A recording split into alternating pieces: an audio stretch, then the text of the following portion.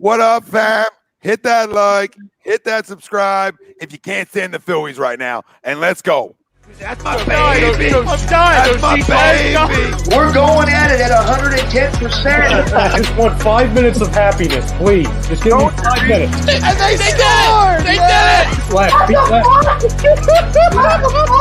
What the hell was that? Oh, yeah! What the fuck are you talking about?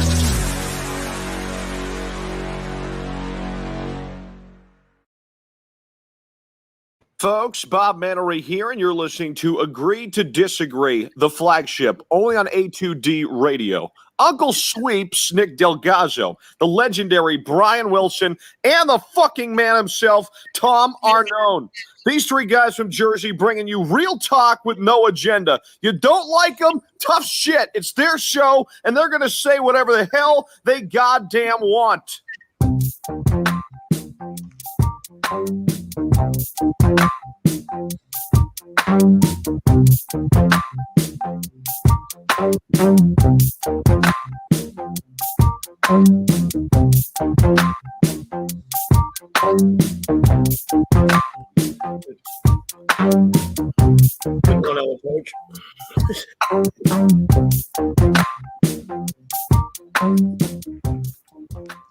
Welcome in, everybody. This is Agree to Disagree, only on A2D Radio. Every Sunday, we are brought to you by our doc. Got to make him yours, Dr. Paul Vidal, Specialized Physical Therapy, LLC, Burlington, Cherry Hill locations. Find them on the web or on with us, usually once a month, at SpecializedPhysicalTherapy.com.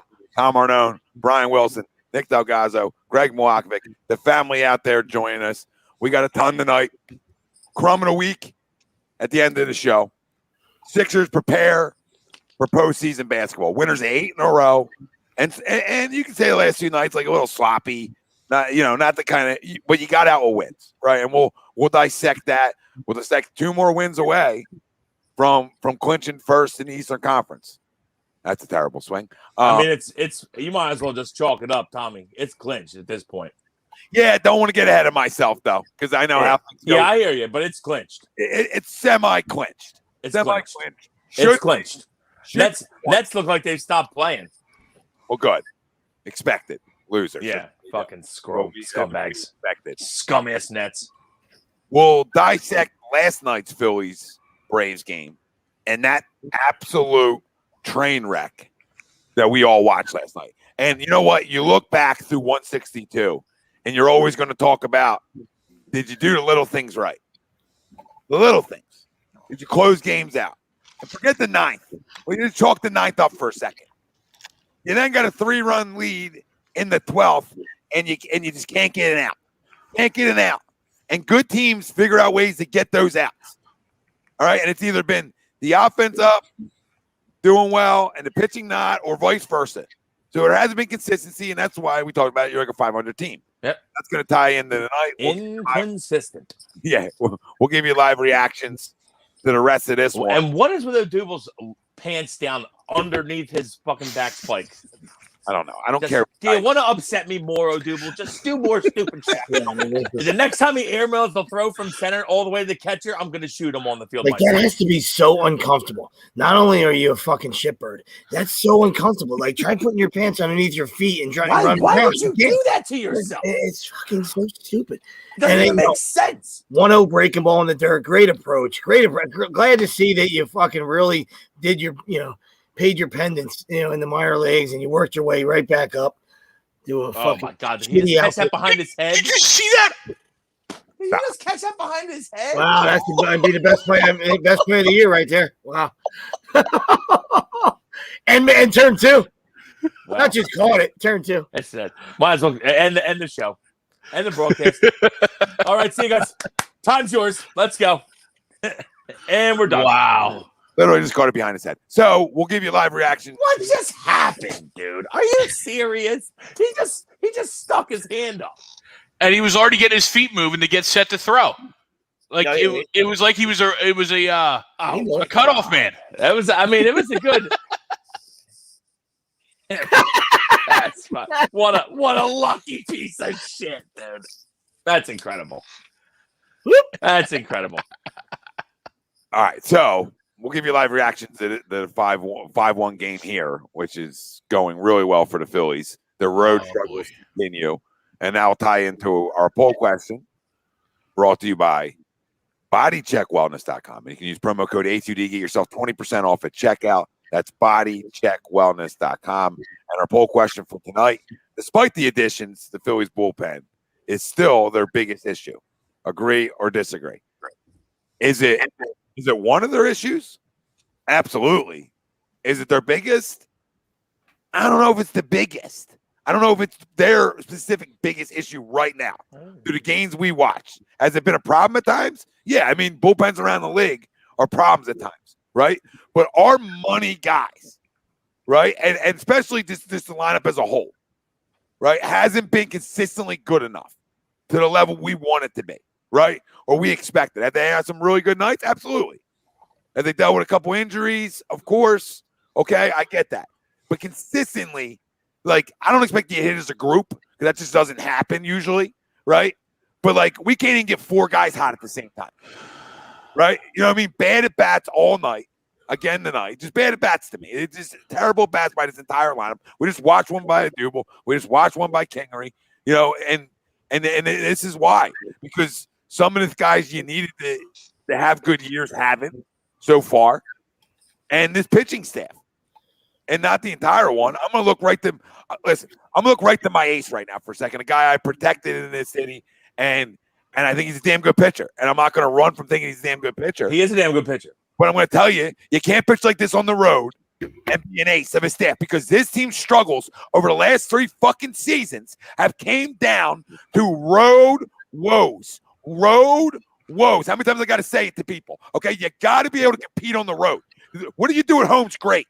Okay, and be a great home team because most good teams are, or average teams at least, are good home teams. And most of the time, guess where your struggles are going to come? On the road. All right, you can't be 10 games, 15 games, etc. below 500 on the road and expect to be a wild card team or anything in that conversation. And if they want to get there, we talked about this on previous shows. If they want to get there, something's got to change on the road. And that's where my leaders, that's where my aces, that's where my money guys show up for me. That's where they got to show up for me. And I'm not calling everybody who's making money. They all make money. But you guys know what I'm saying. Like, my money guys, they got to show out on the road a little bit. This can't continue. Like, this tells me, like, I don't expect it. I don't know who you put it on, the manager, the players, a combination of both. Like, you got to be better. This is unacceptable. For the amount of money that's on this baseball team, the amount of money they freaking have spent, essentially, they still have these issues on the road when you have veterans all over this club.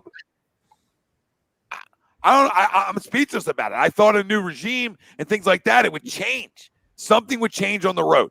I expect them to play well. I feel like that you should agree to the poll then. Because I don't think that's the main reason. But guess what? We win this series if fucking Hector does his job last night. I got you. Listen. I mean, I'm just saying, we do. We're talking about one game. I got it. There's been blown. Hector's been a fucking wet fart all season so far. I think he's 6 for 8 for saves, though. I mean, I agree, but I feel like every save though, it's like there's 2 guys on. He's everything is a struggle. He's walking too many guys. Get you, but he's still 6 for 8 in the opportunities, though. So is it That's like what I was saying earlier before the show. I feel like he's good, but he just has like these mental lapses. This isn't just about Hector Neris. This is about the complete bullpen that I don't love. I don't love the bullpen. All right, nobody came in loving the bullpen. We thought it was upgraded. I still think it's upgraded to a point. But this comes down to a lineup and your staff on the road. They're the 2 big determining factors to get at least starting to get something going in the right direction. We don't want to get leads on the road. It's not, last night, okay, we had a lead on the road. Usually don't have leads on the road. This is usually how it goes on the road. For the games I've watched this year, pretty much all of them on the road, this is how it goes. You get down early, you're bad at bats. I would love to know their splits, home and away, average, etc. It's got to be fucking atrocious on the road. Fucking atrocious. I don't know it offhand. I'm just guessing, spitballing. If somebody has it out there, please bring it up because I almost want to fucking put my reputation that it fucking stinks on the road. And I'm sick of making excuses for this fucking team. I'm tired of it. I'm tired of the fake promises. I feel like it's the Philadelphia Flyers. Fake promises year in, year out. I'm tired of not competing. I'm tired. It's been since 2011. It's a joke. It's a freaking joke. 10 years. 10 years for a big fucking market. God damn it.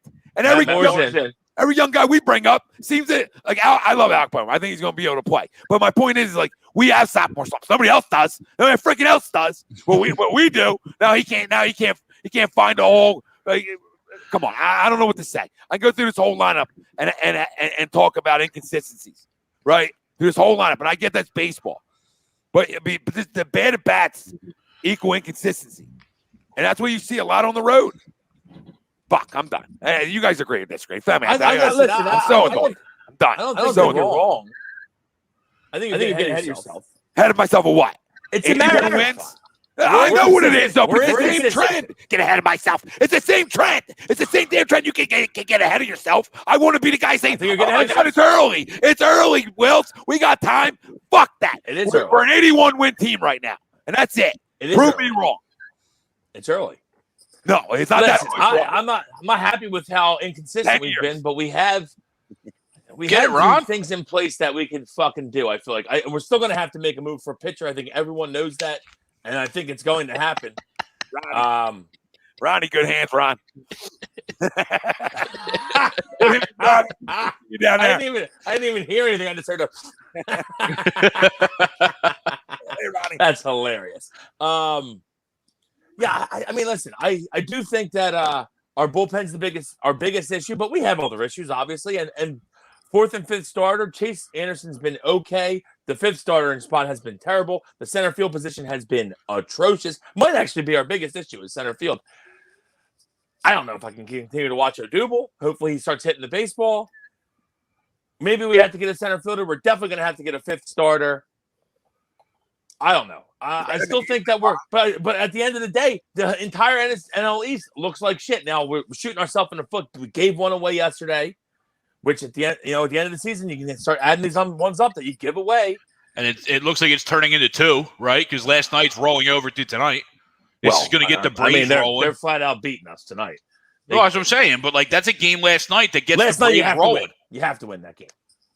Well, yeah, after he gets hit, Acuna gets hit in the hand and they battle back. I hear you. It could get them going. They were already rolling, though. They swept who did they just sweep? They just swept Washington before we came in.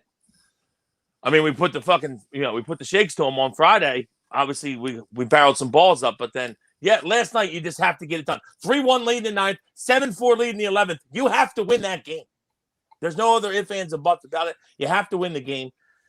And that one could come back to haunt us. Could definitely come back to haunt us. I still think we're there. I'm not going to go jump off the cliff like Tom is, but I'm not happy. And I still think that I agree with the poll because Hector's got me nervous. Jojo Romero can't get anybody out. He shouldn't even pitch anymore. I like Coonrod. I don't think he can close. I like Alvarado. I think his stuff can close, but he walks too many people. He's going to have you nervous if he's closing. I don't know what to do. Hopefully Joe makes a fucking decision. How many games, like normally in your head, would it take? It depends on the division. Since the division is bunched up, you're okay. Like you would say, like, hey, Brian Wilson's number is like 60 games. Is not when is early not when is it not early enough though? I mean, I'm not being a dick. No. Listen, you can be a dick to me. It's fine. I'm fine with it. I'm just saying I hear what you're saying, Sweeps. I'm not happy with how we're playing. I still think we have more talent to play better than this, and it's not like someone's running away from us. So am I going to start crying to the world that the fucking season's over? No, it's a long season. I'm going to continue to root, and I think that we have a chance to start playing better baseball. Is somebody crying to the world or not rooting? Did I say you? Well, I see a lot of it online. What it sounded like. Felt I like see a lot. Well, I mean, if the shoe fits, wear it, Tommy. I don't know what to tell you. Don't fit. It sounded like it fit with the way you started the show, but I'm just saying, I'm not pointing you out. I'm just putting it out there. Blind optimism when I continue to see. I'm not blind optimism. I'm just saying it's a fucking marathon, not a sprint. That's all I'm saying. Hey, Kool-Aid, have another sip. I mean, have another goddamn sip, please. I will. Fill the cup. This is not holding anybody accountable. I'm going to hold this whole. Everybody's accountable for playing like shit on the fucking road again. And you're going to tell me, it's early. It's 3 years of it. It's not early. It's late. It's trends. So, well, maybe they're not good enough.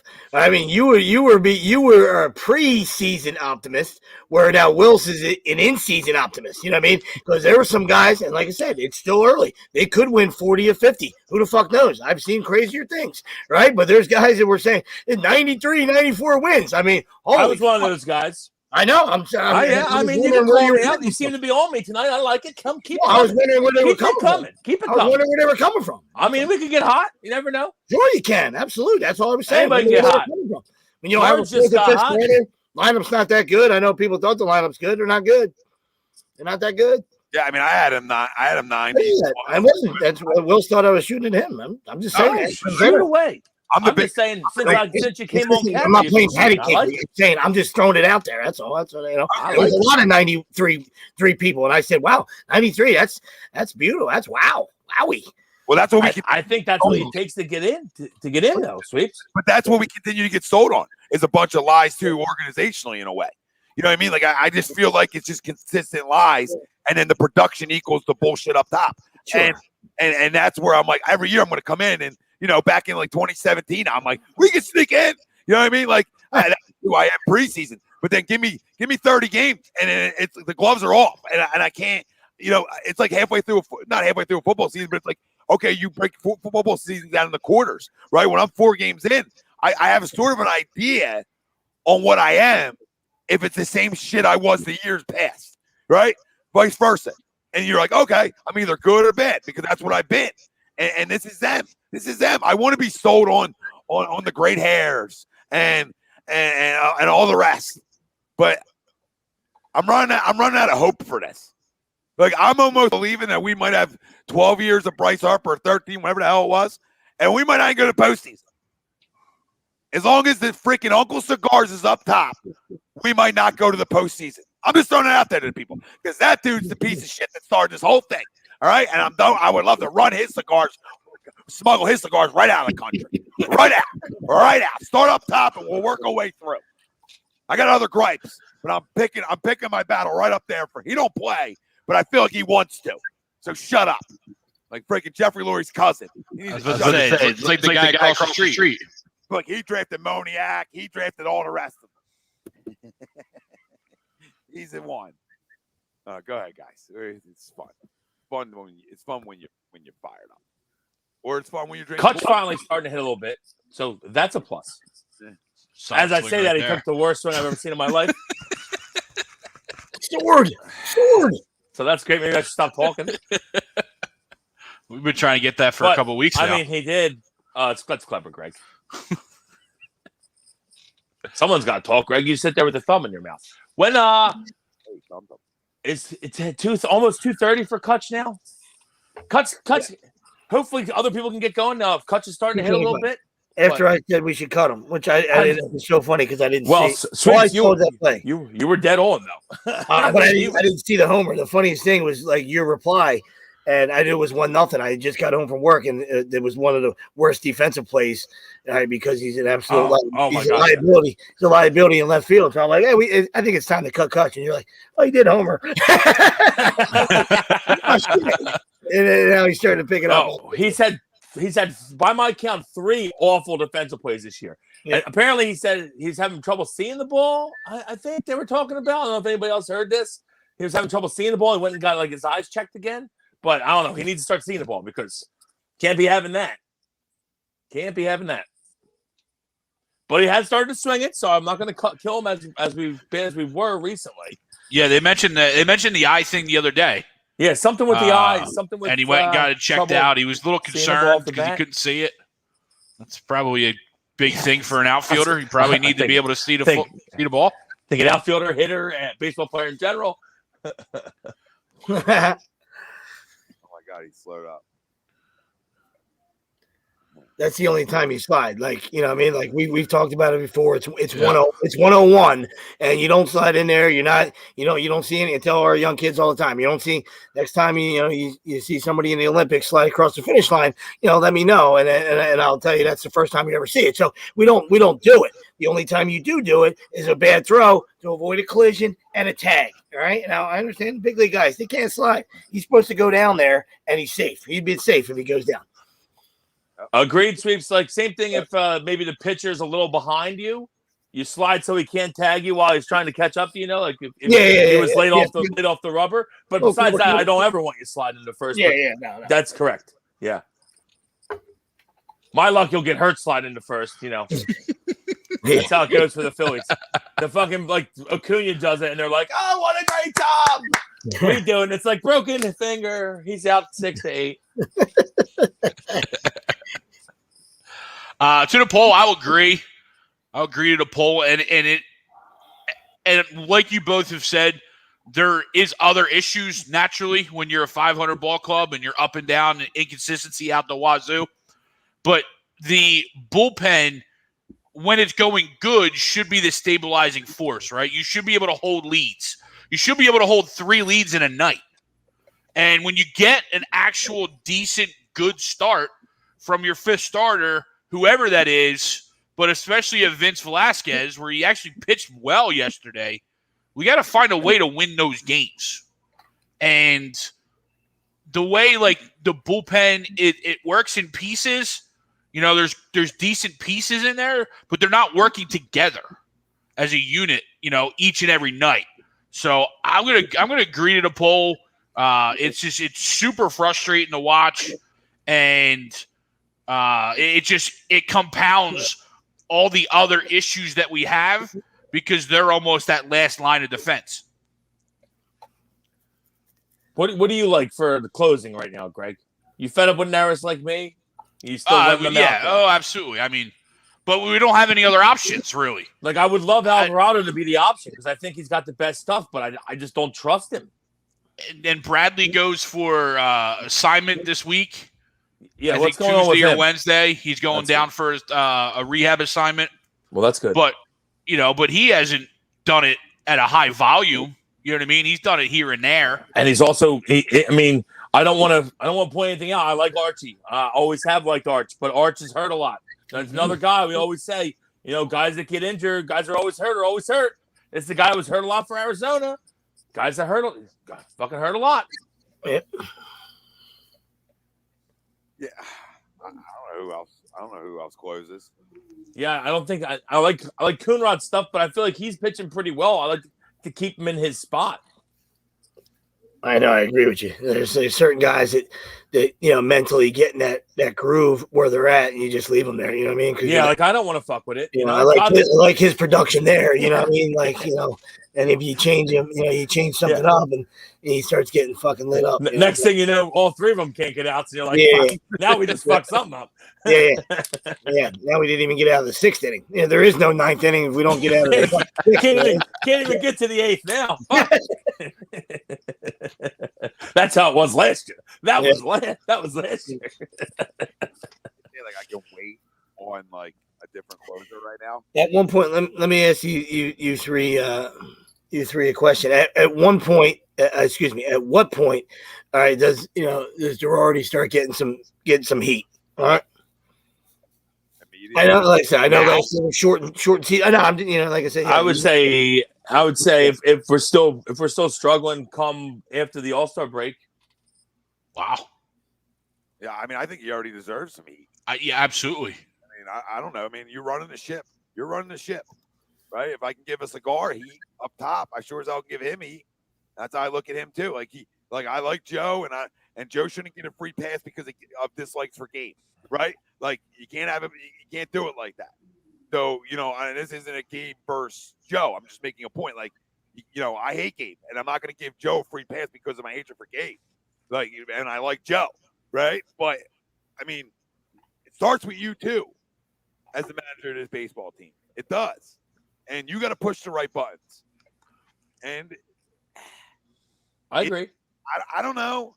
I can't give him that long. He already deserves criticism for different things. The double switch last night's one of them. Mm-hmm. What are you doing, bro?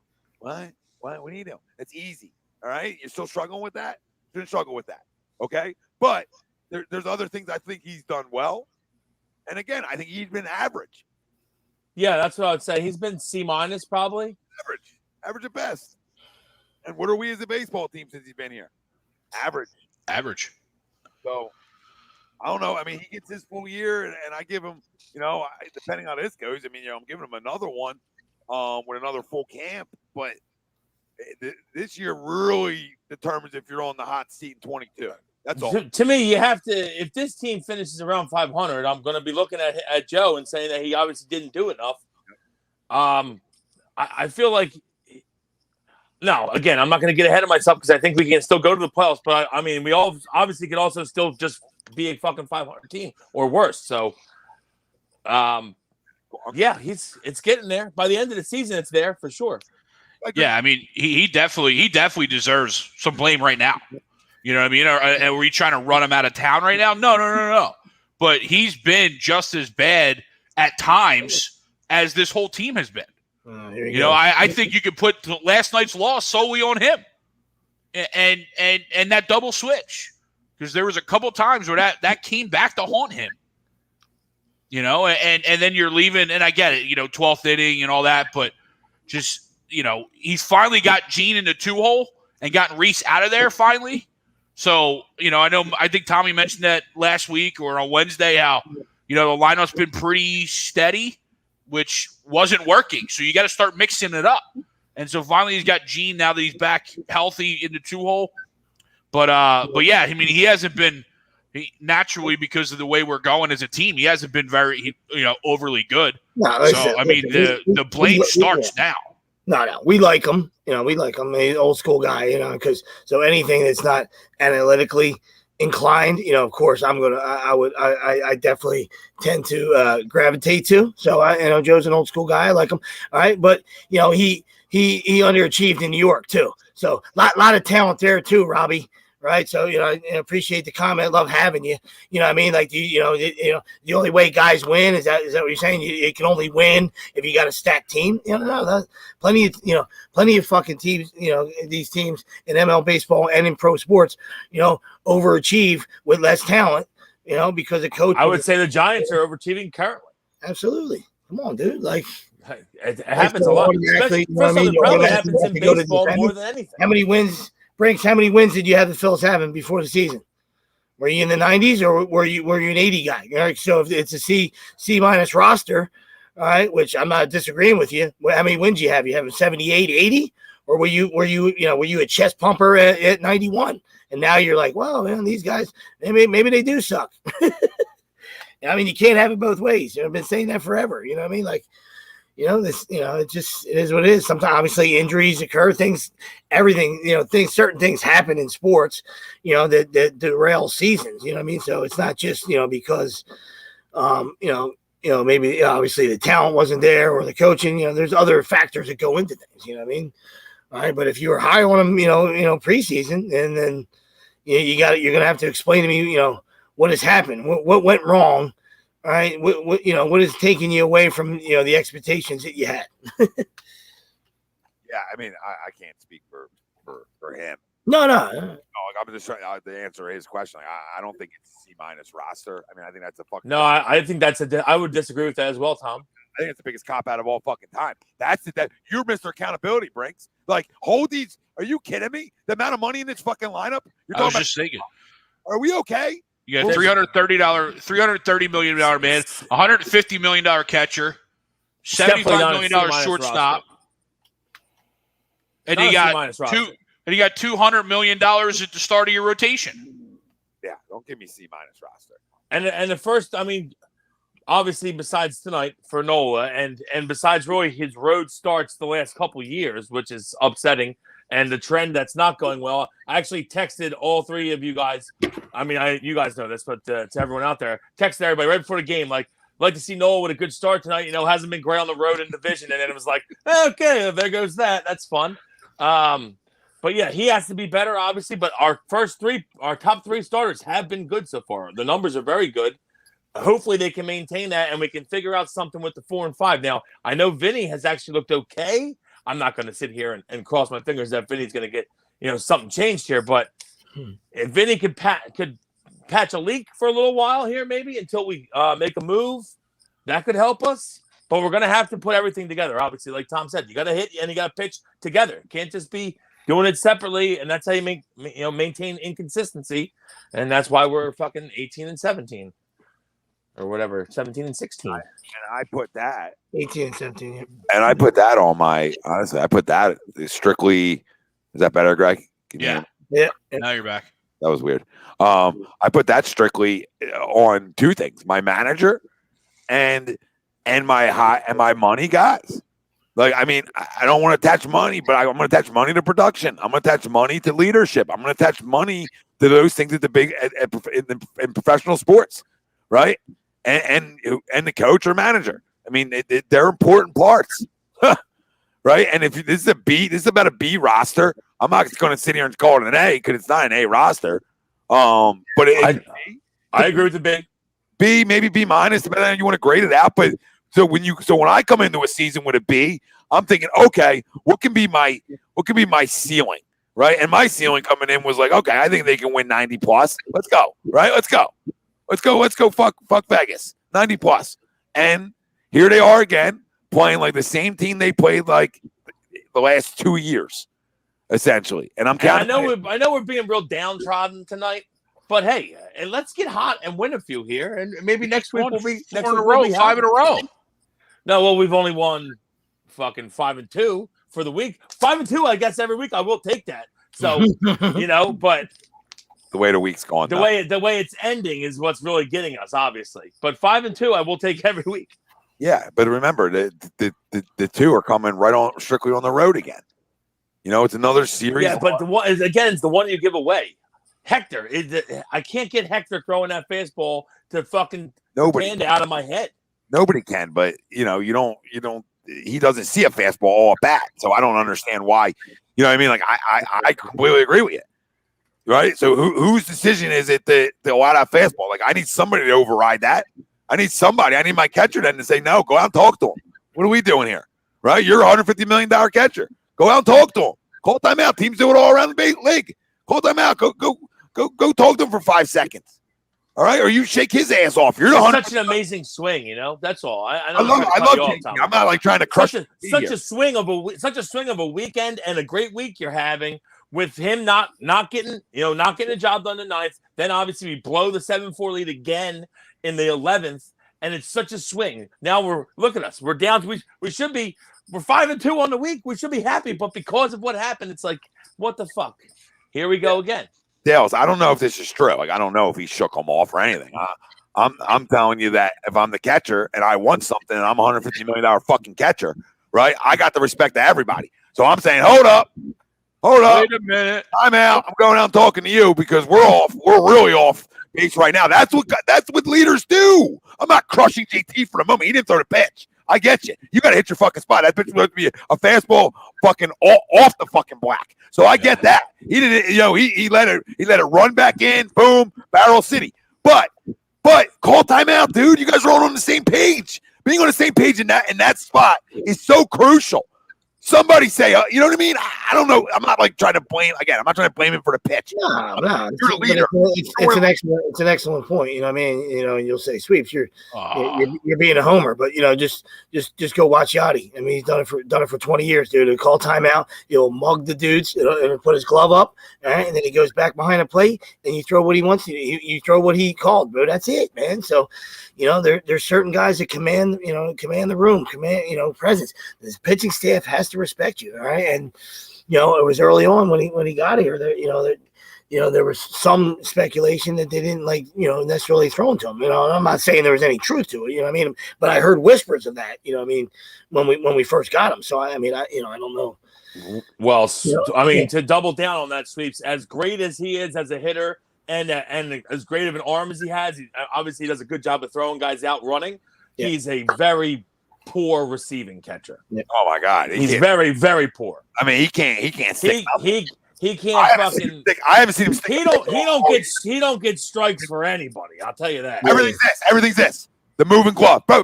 Stick something, dude. Even when shit's like in the strike zone, sometimes it looks like balls when you're watching because he moves his glove so quick. It's like, dude, hold something one time, JT. Weren't you ever told to frame something one time?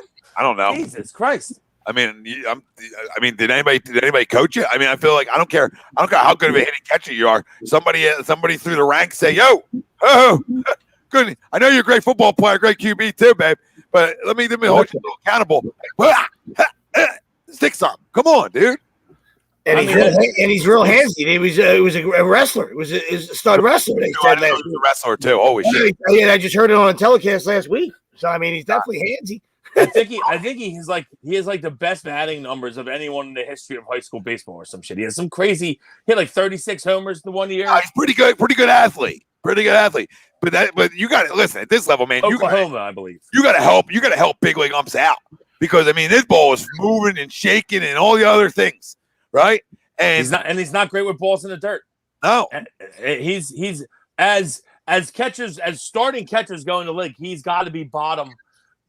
He's got to be towards the very bottom as a receiver. And I love JT. I'm not bashing JT here, but he is a bad receiving catcher. Great arm, great hitter, not a good receiving catcher. You know what the problem is? I believe Andrew Knapp would call timeout in that situation last night. And that's a problem. You know what I mean? Can't hit a beach ball. Andrew Knapp, good receiving catcher. Very good receiving. Doesn't really do anything else that good. But listen, let me hear this out for a second. In the NOLA starts. I'm just talking about the NOLA starts. What I would have did, I would have did this before, and I've talked about it, is I give NOLA a nap. They pitch together all through the minors. That's his guy. Put JT at first, right, on those games, and give fucking Reese a day to fuck off. Okay? Or you know what I mean? I understand that we don't want to give JT, and obviously you don't got to give him a day off. Next first base. But next year, it's probably going to be a universal DH 2022. So we won't have to have that situation. Obviously, we can just give him a day off and he can stay in the lineup. But as of right now, I don't disagree with you. And I mean, maybe you say, okay, once every 2 weeks you do that. You give Reese a day and let him play first. And then the other time you give, you just let him have a day off and let Knapp catch. And it's just that Knapp catches Nola. Yeah, I don't know why. He don't catch anybody else. Listen, it happened in the 80s and happened in the 90s, right? There's guys that made a living big league careers. Remember? Not successful big league careers, but there's guys that lasted 15 years in the big leagues. Maddox's guy, remember? Who was Maddox's guy? Eddie Perez. Fucking great flow. Hold on, Sweeps. I don't want to tell you. Who's the dude for the Red Sox? He couldn't start Doug Mirabelli. He only caught Wakefield, right? Doug Mirabelli. Fucking Eddie Perez couldn't hit on a fucking group two, couldn't crack a group 2 lineup. And he fucking played like 15 years in the big leagues because he can fucking catch, bro. And Maddox said, "Hello, valet. Hello." Yeah. And Maddox said, "You know that Eddie gets me an extra 2 inches on each side of the plate, and that means that I go 21-3." In case you're wondering. Yeah. And an extra 2 inches anywhere is fantastic. So. Yeah. Sign me up.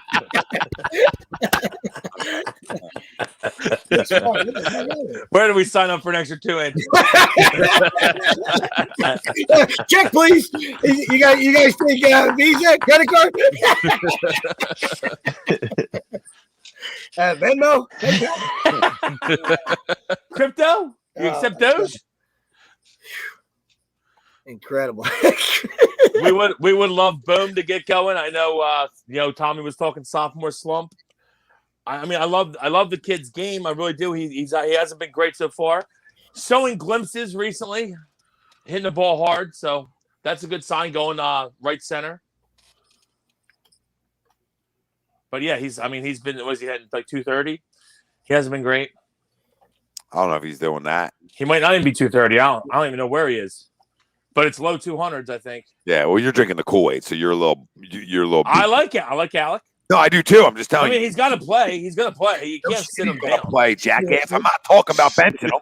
I'm not saying you're going to. This is for the. I'm not. Listen, not everything I say is about you, okay? Well, that's how. Christ, guys. Calm down, buddy. We're the one having a conversation about him in a moment. I'm having a conversation with everybody that's watching. There you go, base hit. Hey, it's got base hit. Hey, Tommy, phone you. I'm a hater. Sugar-free Kool-Aid. Sugar-free. Sugar-free. I don't know. I could probably use the sugar. Throw it in. Yeah, there's nothing should be made without sugar. So yeah, sugar-free. I'm not really sure. If it's going to be sugar-free, I'll just drink water.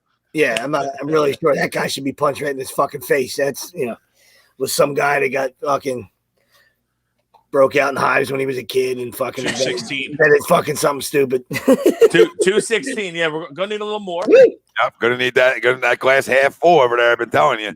Gonna need a little more. You are full up, and I love your optimism because I'm the king of glass half full of Kool-Aid, but I just can't with this organization and this team right now. You're Mr. Pessimistic this year. That's fine. I hope you stay that way, and I hope we get hot and I can rub your nose in it. That would be great. We just were hot, but again, it was at home. Which I'm not like saying don't get hot at home. I mean, get hot, great. But then, followed up with a series win. I feel like something's got to transfer on the road. You're absolutely right. Something's got to transfer on the road. Well, we didn't get the win yesterday. I know, and I'm blaming Neris. You're on what you're. Listen, I get you. He's got to close that game out. You can't throw a fastball to fucking Panda right there. Like Sweep said, he's been literally hiding Twinkies on the fucking dugout bench. He comes up fucking 6 times a fucking month, and all he does is swing out of his shoes for a homer. You can't throw him that pitch. So why is your $150 million catcher not shaking his ass off or calling timeout and getting it right? I don't have the answer to that question for you. We all said at home, and no, don't throw him a fastball, especially with 2 strikes. And that's the pitch they go with. Yeah, I mean, I got criticisms for JT too, but he didn't throw it. But I hear you. He calls it, so I'm right with you. His finger's going down. It's terrible. It's terrible. It's terrible. It's terrible. Control the game. You talk to any young catcher, it's control the game. Pitchers control the game too. And if you guys aren't on the same page, go talk and control the game together. It's 101 shit that's been done forever. And I don't understand. You're hurting a guy's feelings by saying, no, you're like, where is the book? You should demand that respect. Like Sweeps was talking about Yachty. You don't even have to know who's the leader there because you can just see it. Like that's the kind of shit you should have. It's Hector Neris. Go out and talk to him. He's a fucking nobody. Go out and talk to him. He's a good guy, too. Always a big laugh guy. He's not going to be upset. Throw the sink, heck. Come on. Now I'm going to harp on this for like a month now. I've been harping on it for fucking almost 24 hours. I really have. I was so mad when he threw that pitch last night. I couldn't even believe it. Even when we took the lead, 7-4, I was still mad. I was like, man, we might win this game now. I'm actually happy that we still lost because of fucking Hector Neris throwing that fucking pitch. My radar is right on JT now. Like now, JT's going to be run out of town. By the end of the week, Tom's going to have JT out of town. Yep, it's going to be I'm gonna start taking notes. I'm gonna tally up fucking on sticks, right? Non-stick. I'm gonna start tallying up non-stick surfaces.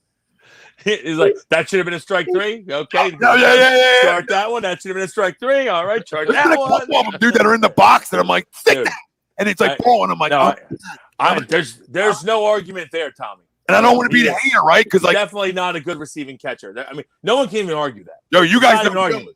They fall in love, right? And I love JT. Don't get me wrong. But, he's one of the guys you can't say anything bad about. You're a hater, right? Bryce is one of them guys. There's guys around the city, God forbid, you're critical of. He's one of them. Oh, listen, I'll get ran. They don't get paid handsome. You should be able to be critical of anybody you want. Oh, I know that. I'm just saying I'll get ran right out of here. That's to the. What do you mean he's not a great defensive? Everybody. He's not a great defensive catcher. No, because receiving's a big part of it, babe. I would say it's actually the biggest part. Great arm. Great arm. Does have a great arm. Absolutely. Nobody runs it. Nobody runs anymore. So what the fuck do you need a good arm for? You can throw with your fucking elbow, right? I mean, call a good game and fucking receive. Fucking, keep some strikes. Steal some strikes. Keep some strikes. All right. Don't be a fucking butcher. Don't fucking pancake. All right. And if you got a plus arm, hey, that's tasty. Nice job. Nobody fucking runs. So who the fuck you probably catch without an arm. How about Johnny Lynch? Johnny Lynch says the pitch before that was a splitter in the dirt, and he swung at it, and he throws a fastball down the middle. Yeah, you can't make it up. It can't make it up, John. If anything, then I'm going to go fastball. I couldn't believe it last night. I couldn't believe it. Well, if you either go fastball off at least away. It was supposed to be away. He missed the spot. It was supposed to be away. Actually, when you looked at the tracker, it actually went. It literally trailed right to the barrel. It was a barrel. It was a barrel finder. Greg, I hit a fucking backstop before, absolutely. Before I throw the fastball first strike, you change his eye level. I hit a Kuna. That's how far outside I am, or inside. So you go splitter down, and he swings at it. Then go fastball way up to make him chase. And if he doesn't, then go back to the splitter again. Like, come on, I'm not like Monday morning quarterback, the whole situation. But your best pitch is a splitter. His best pitch, he hits the fastball. Can somebody either behind the plate or on the mound wake the fuck up in a big game? And like you said, it's a huge game. We're a chance to take a fucking series on the road against a team that's expected to be the best team in the division. It's a fucking big game, and we would have been 6 straight wins. It's a huge fucking game. You know what I mean? And you've handled so far this year, for the most part. No, like you said. What was I going to say? It's a fucking terrible pitch. So, to Tommy's point, it's not money more for me. Money more than quarterback and second guessing. That's for fucking losers, because if it's not the right fucking pitch or not the right play, then there is no such thing as money more than quarterback. You know what I mean? You don't throw a fucking fastball down the middle. You know what I mean? Or you don't throw a fastball there. You double up with a splitter. You know what I mean? It's just. You know what I mean? So, I know what you're saying. That's, to me, that's. You got to watch the Braves take fucking selfies in the outfield. That's the easiest thing to say. After the result, it's easy to fucking criticize. No. We criticize before the pitch. Or, as he released it, I went, no. It's like calling timeout. Yeah. Zach Morris saved by the bell stop. Timeout. The funniest thing Greg said in a year. Like any pitcher up 0-2 and throwing cock shots that are drilled around the ballpark, I got issues with. So it's not that. It's just such a big spot. That's why I'm harping on it so much. And Greg's right; it carried into the night. It carries into the night. Now your energy. Well, their fucking enthusiasm obviously carries in. The Braves were feeling great. Greg still got himself paused too, which is phenomenal. What? I thought you were staying. I thought you was on my screen. On my screen, you're still like this. No, because I got to reach over to change the channel. Eddie, I thought you were staying paused like Zach Morris. Eddie, what the hell does? One has nothing to do with the other, so I'm not even gonna address that conversation. You know what I mean? One has nothing to do with the other. What, Gabe? Yeah, listen, guys. Not doing it. Good for Gabe. He's got San Fran playing well. I don't know how long it's going to last. It's a really tough division. I would think that San Diego and LA, the cream is going to eventually rise in that division. But San Fran's playing well. He's getting a lot out of. Listen, the reason I think it's not going to last is he's getting a lot out of a couple guys that historically haven't been great pitchers. Tyler Anderson's pitching really well. Kevin Gausman's pitching really well. Gausman is really well. And DeSclafani's pitching really well. These are guys that are journeymen. It begs the question why we didn't try to sign any of them. But at some point they're not going to continue this. Now, but he is getting good for Gabe. They're playing well. And they're top 5 in home runs as a team. So they're doing a lot of their work as with home runs. Posey's been amazing.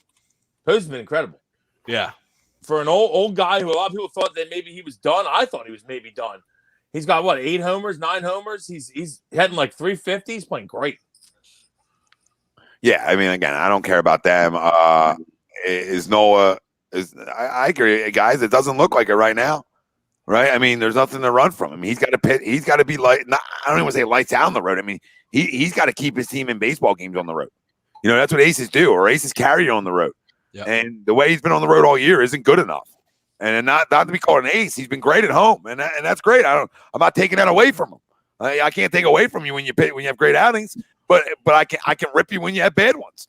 And his struggles in Atlanta continue. And dude, you're the ace of my staff. You can't walk in the fucking SunTrust and your butthole tightens up every time you go in there. 6.5 ERA going into tonight, which I'm sure only got worse. The tomahawk chop scares you. I can't have that, especially considering that we hope to have you pitching against them for a while here, Aaron. They're going to be pretty good for a while. We're going to need you pitching against them for a while. Can't have a 7 ERA in Atlanta. Vincent, that's not true. A 93-mile fastball has nothing to do with about being an ace. He gets a lot of movement. So one has literally. He's proven that he's a big time. He can be a big time pitcher in this league. He's proven he can be a top 15 guy, 20 guy in this league. He's proven it. Can he do it consistently? And that's what he's missed on. And that's what keeps him out of being one of the best. Listen, right? he's a damn good pitcher. Yeah, he's a damn good one. He just hasn't been great on the road. And like you're saying, Tom, that's probably what keeps him from being maybe top 5, 7, 10 in the league because he hasn't been great on the road. The guys that are great on the road and great at home are the guys that are top 5. His best road game, and it wasn't a good one, was probably Colorado just because of where he's at throwing. You know what I mean? I think he gave up like 3 or 4 earned runs that game. So that's like probably his best freaking outing on the road. Yeah. Just because of where you're playing at. But, I mean, you got to be able to – I mean, I don't remember the last time he's beat Atlanta in Atlanta. They show him every time he showed up. They literally said his ERA is like – now it's probably around 7. So he can't – hasn't been often, I'm sure. Yeah, I don't know how you change that.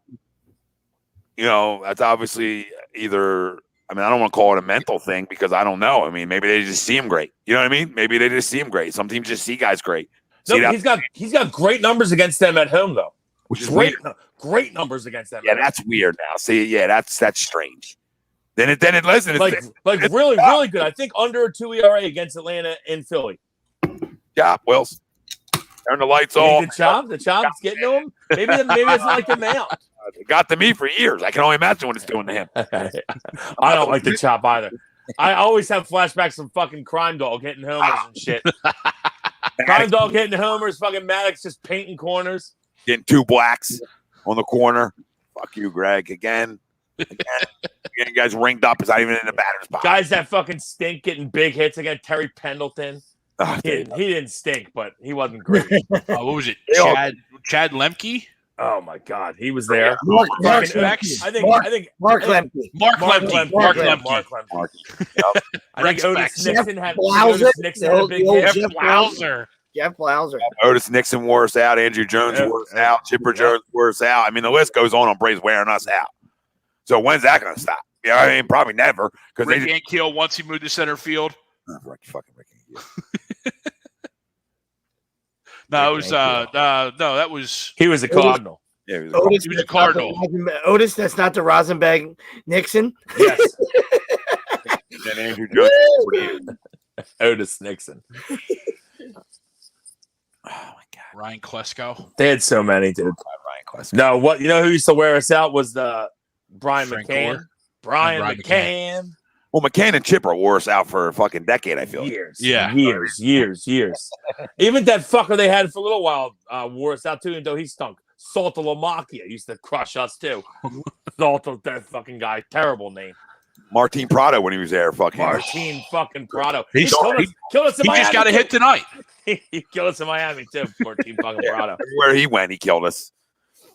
You can make a Hall of Fame team of guys that used to kill us. Yeah, I know that's all around the leg, but it's just Jeff Conine, another one used to kill us. Then he came here, couldn't hit a fucking thing. That's like the opposite of John's comment from earlier about how like all of our pitchers and players, they leave here and they perform, and then everybody else who performs against us comes here and sucks. It fucking stinks. Yeah, I think that's an MO right there, Greg, for sure. And guys that come and guys. I'm not sure how true that is, John. About like, there's been some guys, but who's really been great? Like J.A. Happ's had a really good career after he's left here. I'll say that. Who else though? Really, like a lot of these other guys didn't. No, a lot of guys I thought were going to be good. We ruined these guys from the start, Wells. Yeah, I was gonna say a lot of them I thought were going to be good weren't good. Actually, yeah, we tear them down. We break them down. By the time you leave here, you need twice a week therapy, twice a day therapy sessions, 7 days a week. Like we're gonna run you through it, right? So I mean, JT's not lasting 5 years, let alone this week. So I trade tomorrow. Tom's making notes. That should have been a strike 3. I got JT at missed 27 strikes today. Plus minus. He's going to be the first catcher ever to have a plus minus. JT's been hitting 350 the last week. I got him at minus 46 now in the pitch. Dan Ugla. Oh my goodness. Jesus Christ, Dan fucking Ugla. Dan Ugla had a needle in his ass. Fucking Yeah. Didn't have a jersey. Couldn't find a fucking jersey to fit him. Dan Ugla wore extra small. Everything. Somehow he lit us up. Extra small cup too. He lit us up too. Yeah. He was the guy that hit us Braves and Marlins. He was a Brave Marlin guy too. Yeah, he was a division. He was a double threat. He double dipped. Yeah. Greg zero dips, Dan doubles. See, he made up for me. Yep, Kingery been cooked. Yeah, he stinks. Yeah, turn him over. I feel terrible because I want to say that it was that stupid launch angle, but I really thought that he was going to be a player. Everyone likes to point out that they moved him around. I don't think the move him around does it. I think the fucking launch angle. I know they said earlier in the year moving around only does it when you're not good. Work on his playing to the ball. Yeah. So which is an issue. That's when you start getting there. I feel like how are you going to come back from it? Well, ask his boy. It was Babe Ruth at first. They both they love it. So the one guy can hit a little bit at least. This guy Kingery's lost at the plate. I mean, flat out lost. Yeah, he can't hit. It's like a pitcher batting. You know what I mean? There's pitchers around the league have better at bats than he does. Literally, he's like, I'd rather a pitcher bat. It's you know who played center field twice this week? One of them was on a switch though, like in the 8th inning. But Chris Bryant played center field twice this week. There's a lot of rumblings about the Cubs might move Chris Bryant, and guess what? We got an opening in center, Chris. That I wouldn't mind you stepping right in.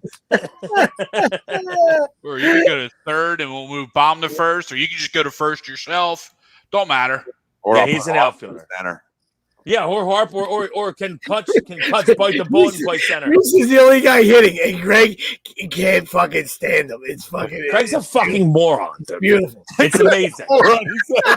It's incredible. I don't know. Reese is on pace for like 35, 40 homers, and Greg's like, fucking stinks. Get him out of the lineup. He's terrible. Meanwhile, we got to give these other guys more bats who can't hit.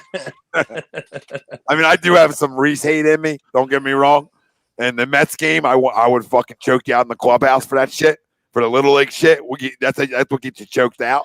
I'll be the worst player on the team and choke his ass out after that game. We're getting gripped up against the locker, and then you might whoop my ass after, but that's fine.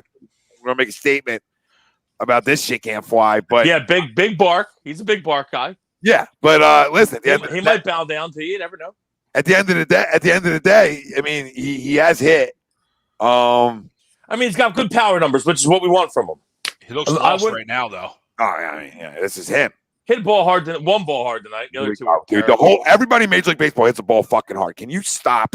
I mean, can you stop? It's all about hitting balls hard. Your defense for every player I've heard is hit the ball hard. Shut the fuck up. The whole league hits. It's not shut the fuck up. It's the truth. You want to hit the ball hard. The more times you hit the ball hard, the better chance of you getting hit. I got you. That's how it works. I don't know if you knew how that works, but that's usually how it works. The whole league hits the ball hard. You tell me how hard guys hit the fucking ball. Usually, it's like, well, we're gonna be all right. Everybody's hitting the ball hard though, Tom. Okay, well, can we get some hits then? Well, you jumped off a bridge to start the show. All right. You start out the show. You jumped off the bridge. Nerd. You sound like an analytical nerd. Oh, we're heading nerd at all. Out of it. I see you. His exit velo is top 5 in the league. I just said hitting it hard. Oh, I know what you said. I got a problem with it. Literally, if we win yesterday, we're like 2 games from being the best record in the NL. Shut up! We blow the lead yesterday, and Tom starts the show with, "I jumped off the wall women earlier because the Phillies are done. They stink. They're terrible." How much are they paying you to be their defense attorney tonight? I'm just saying that's where we're at right now. That's how big of a game it was last night, and you still didn't say it. The bullpen's the biggest issue. So where are you at? Where are you at? Are you okay? No, I'm not. I don't like this bullpen. I said to start off the show that I'm not fond of the bullpen, and they're an issue. Did I say at any point bullpen over here? Did I say at any point that this bullpen's okay? Like we're fine. We're fine. We're gonna figure it out. I didn't say any of that stuff. I just told you strictly that they're not good enough. All right. And are they our biggest problem? No. Are they one of our problems? Yes. We got a lot of problems. We got more problems than we thought. It's probably center field. Honestly, center field is a trade. I know. I said the bullpen, but it's probably center field. Is Nick Maton playing center field yet? Kenny? He looks like a good athlete. Wait, can he? Because I would do that. I like Maton a little bit. They mentioned Joe mentioned something that he would want to send them down to actually get gameplay first. Oh my God! Hit a couple fucking fungos. Grow the fuck up. Hit some fungos to a guy one time. You're at the stadium for 10 hours. Hit some fungos to a guy. Run him out there 9 a.m. after the COVID test and hit him a million freaking fungos.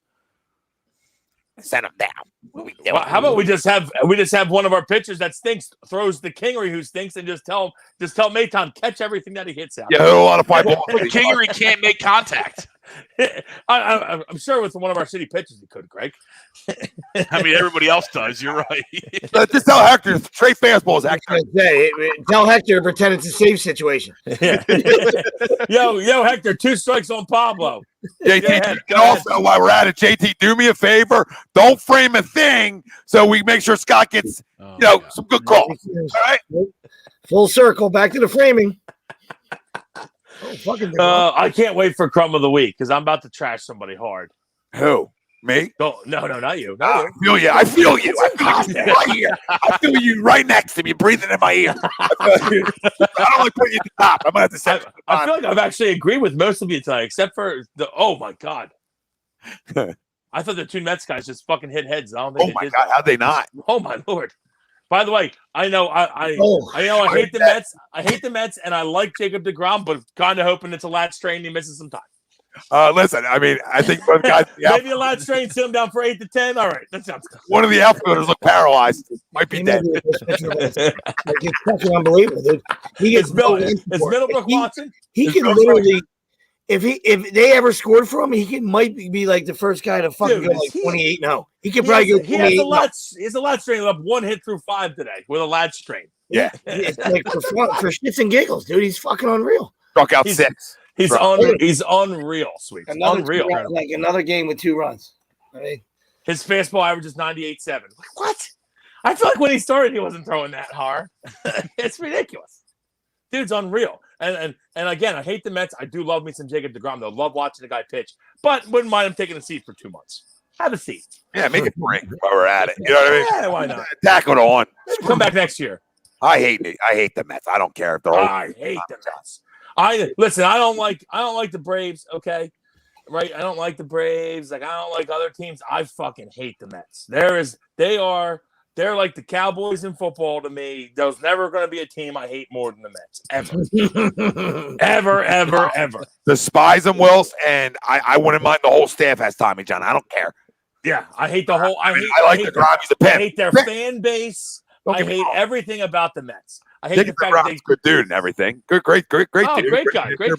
Fuck him. Guess what? Francisco Lindor. Always loved Lindor. Can't like him now, and I like the fact that he's hitting 130. Big fan of that. Yeah, probably still would have gave him money over Harper, but that's just me. I love Francisco Lindor. I said last year that I would. I'm a little weird. Pick anybody in the league. I probably would start a franchise with. I probably would have picked him. Yeah, and he would have definitely here. He would have got you fired too if you did that. At this point, he might have. Hey, Paige and Chili. If you hitched your wagon to him this year, he would have got you fired. Right? Hey, Paige and Chili. Is Chili there? Chili. Fucking Chili's in the fucking streets now because of Lindor. Yeah, Chili Davis. That's right. Couldn't get rid of him quick enough. No, they didn't just go with the main guy. They had to cut the assistant's head off too. Like he's got to say something. While we're at it, they bought him a plane ticket, a bus ticket, a fucking train ticket, every fucking ticket you can fucking punch. Hey, fucking guy, hey, Chili, gonna need you in my office. You're out of here. Chili, if you haven't noticed, the door's sitting on the other side with the manager and the front office, like at a fucking conference table. I mean, did you see the fucking GM? I mean, the fucking shirt tucked in, the fucking literal pocket protector, fucking shirt tucked in. I mean, couldn't get any fucking tighter. Fucking nerd. You understand? For anybody I think like Sweeps has a word for that guy, and it's dry jock. He's definitely wearing like old school on whitey tighty still. Yeah, definitely what you thought. Oh my God! Yep. That's a 1,000%. 1,000%. A year's supply of fucking Goldblum couldn't cure that guy. He is doesn't go with her style. Like, and you know what? Because Chili's an old school guy when it comes to hitting, so he's not Mr. Launch Angle, and they didn't like it. Well, again, it's just why don't you do things before the season? Like these fucking teams fucking crack me the fuck up. You know what I mean? Like, to Wilson's point, the other day, I wasn't taking a shot at sweeps or anything. He was just saying, hey, good for the Angels. And I'm not saying you're wrong. Do it before the season. I don't care if there's a year. No. Yeah. You know what I mean? He's been on, it's obviously, you can see the decline. The guy loves to play the game. He just didn't want to fucking retire. So just fucking do it before the season. You know what I mean? Like, what do you think you were going to get in 35 games? All right. Yeah. And he does have 6 bombs. He's been, I was going to say, he still has more home runs than half our that was not a shot at you, by the way. No. I'm just saying he's been hitting 200 for that. To me, that was because the Angels. I feel like I feel like a lot of franchises would bite the bullet there and just let him play it out. But their optimal lineup is with Ohtani DHing and Walsh at first base. It's not with Pujols. It's not with Pujols at first. So that's why I was like, good for them, because that's a tough move to make. It's not a popular move. You know what I mean? And I just, and of course, I would like to see him, because they said like he doesn't want to come off the bench. He's a proud guy, doesn't want to come off the bench, which I understand. I like to see somebody pick him up. Maybe somebody will pick him up, but who knows?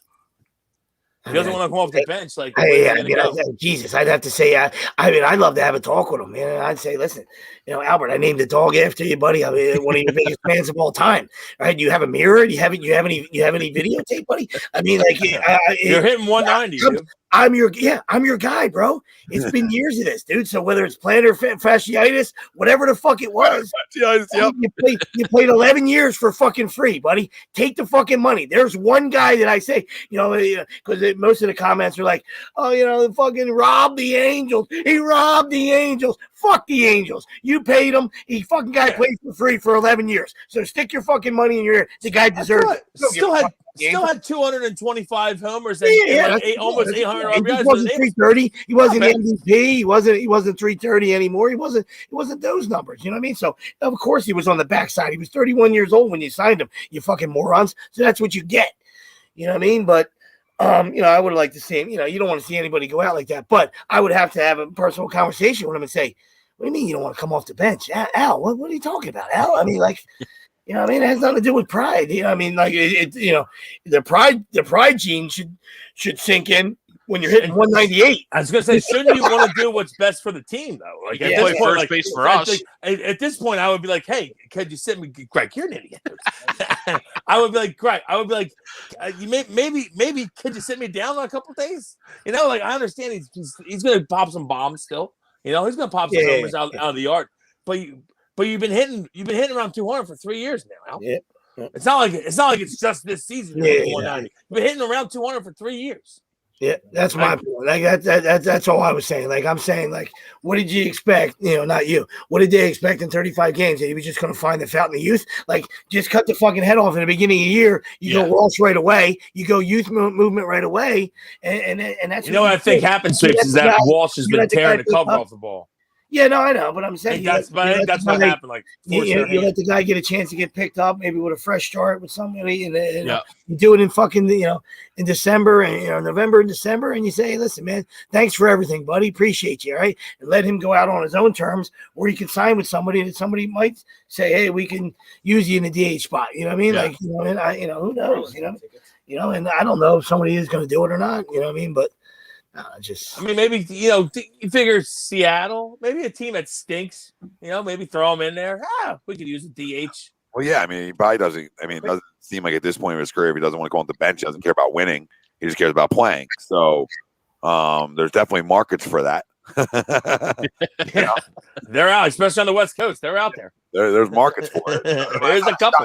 Not a shot at him. Yeah, especially once everything gets and I'm sure some places are back to full capacity. But once it maybe when it happens everywhere, then it's then you can also look at it, from a profit thing, in the sense where you can, he's not his old self, but if it's the end and he's, trying to go out, on a swan song and places are full capacity, maybe you sell some tickets, you maybe you collect some money because you're saying, man, people want to get their last shot at him. Right. Listen, goodbye let's tour. Look at a first ballot Hall of Famer, for his last hurrah or something. Yeah, and he's got more miles. Probably a month from that too, Sweeps. Yeah, probably June. I would have bet. what is his exact home run totals and stuff? Like he's got other milestones to hit that sell tickets too, right? 31. 31 for 31. Wait a second. 669. He's one of the greatest right-handed hitters of all time. He passed Willie Mays. That. Yeah. Passed Willie Mays not long 667. ago. 667. Okay, he passed Willie Mays just recently. Yeah, Even as bad as he is, he's still a career 298 hitter. Listen, it's simple as this. That's how sick those 11 years were. You know what I mean? It's sick, bro. You take that, you take the Angel years. Like I said, that's what I'm saying. Like, obviously, as an Angel fan, have a hair up your ass, have a chapped asshole. Go ahead. You know what I mean? Like, you guys have had a colossal failure. You know what I mean? With Josh Hamilton's and C.J. Wilson's. You know what I mean? Like the laundry list goes on. The list goes on. That wasn't a bad sign. I understand why you guys are bitter. You know what I mean? But but that's a big market, and that's the kind of signing they do. Like 31. CJ Wilson might have been the worst signing of all time. I love a guy that goes for it. You know what I mean? Like, And obviously, like I say again, like he cares about getting to that 700 milestone. That's why he wants to play.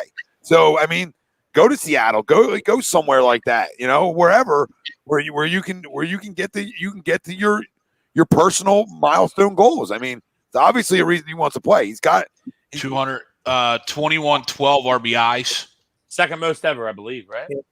Yeah, it's not like he hasn't won. So he has his rings, right? And he's got 2 of them in St. Louis. 2, yeah. So, I mean, you can talk about a guy who's won. So he's achieved that goal side of things.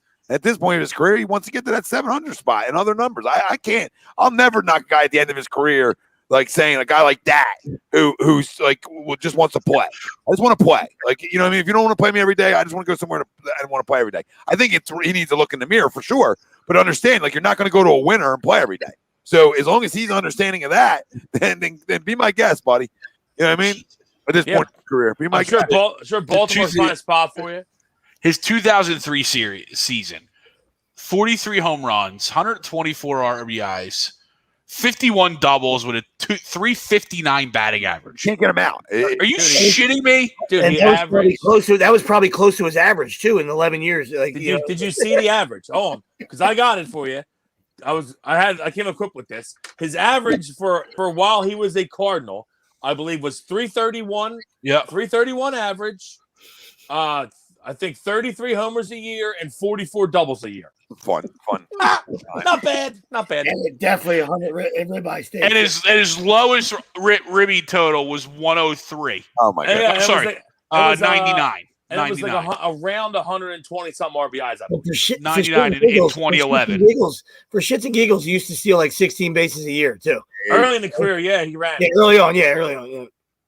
Yeah, he's got 2 16 baggers and a 14 bagger. Just curious, Greg.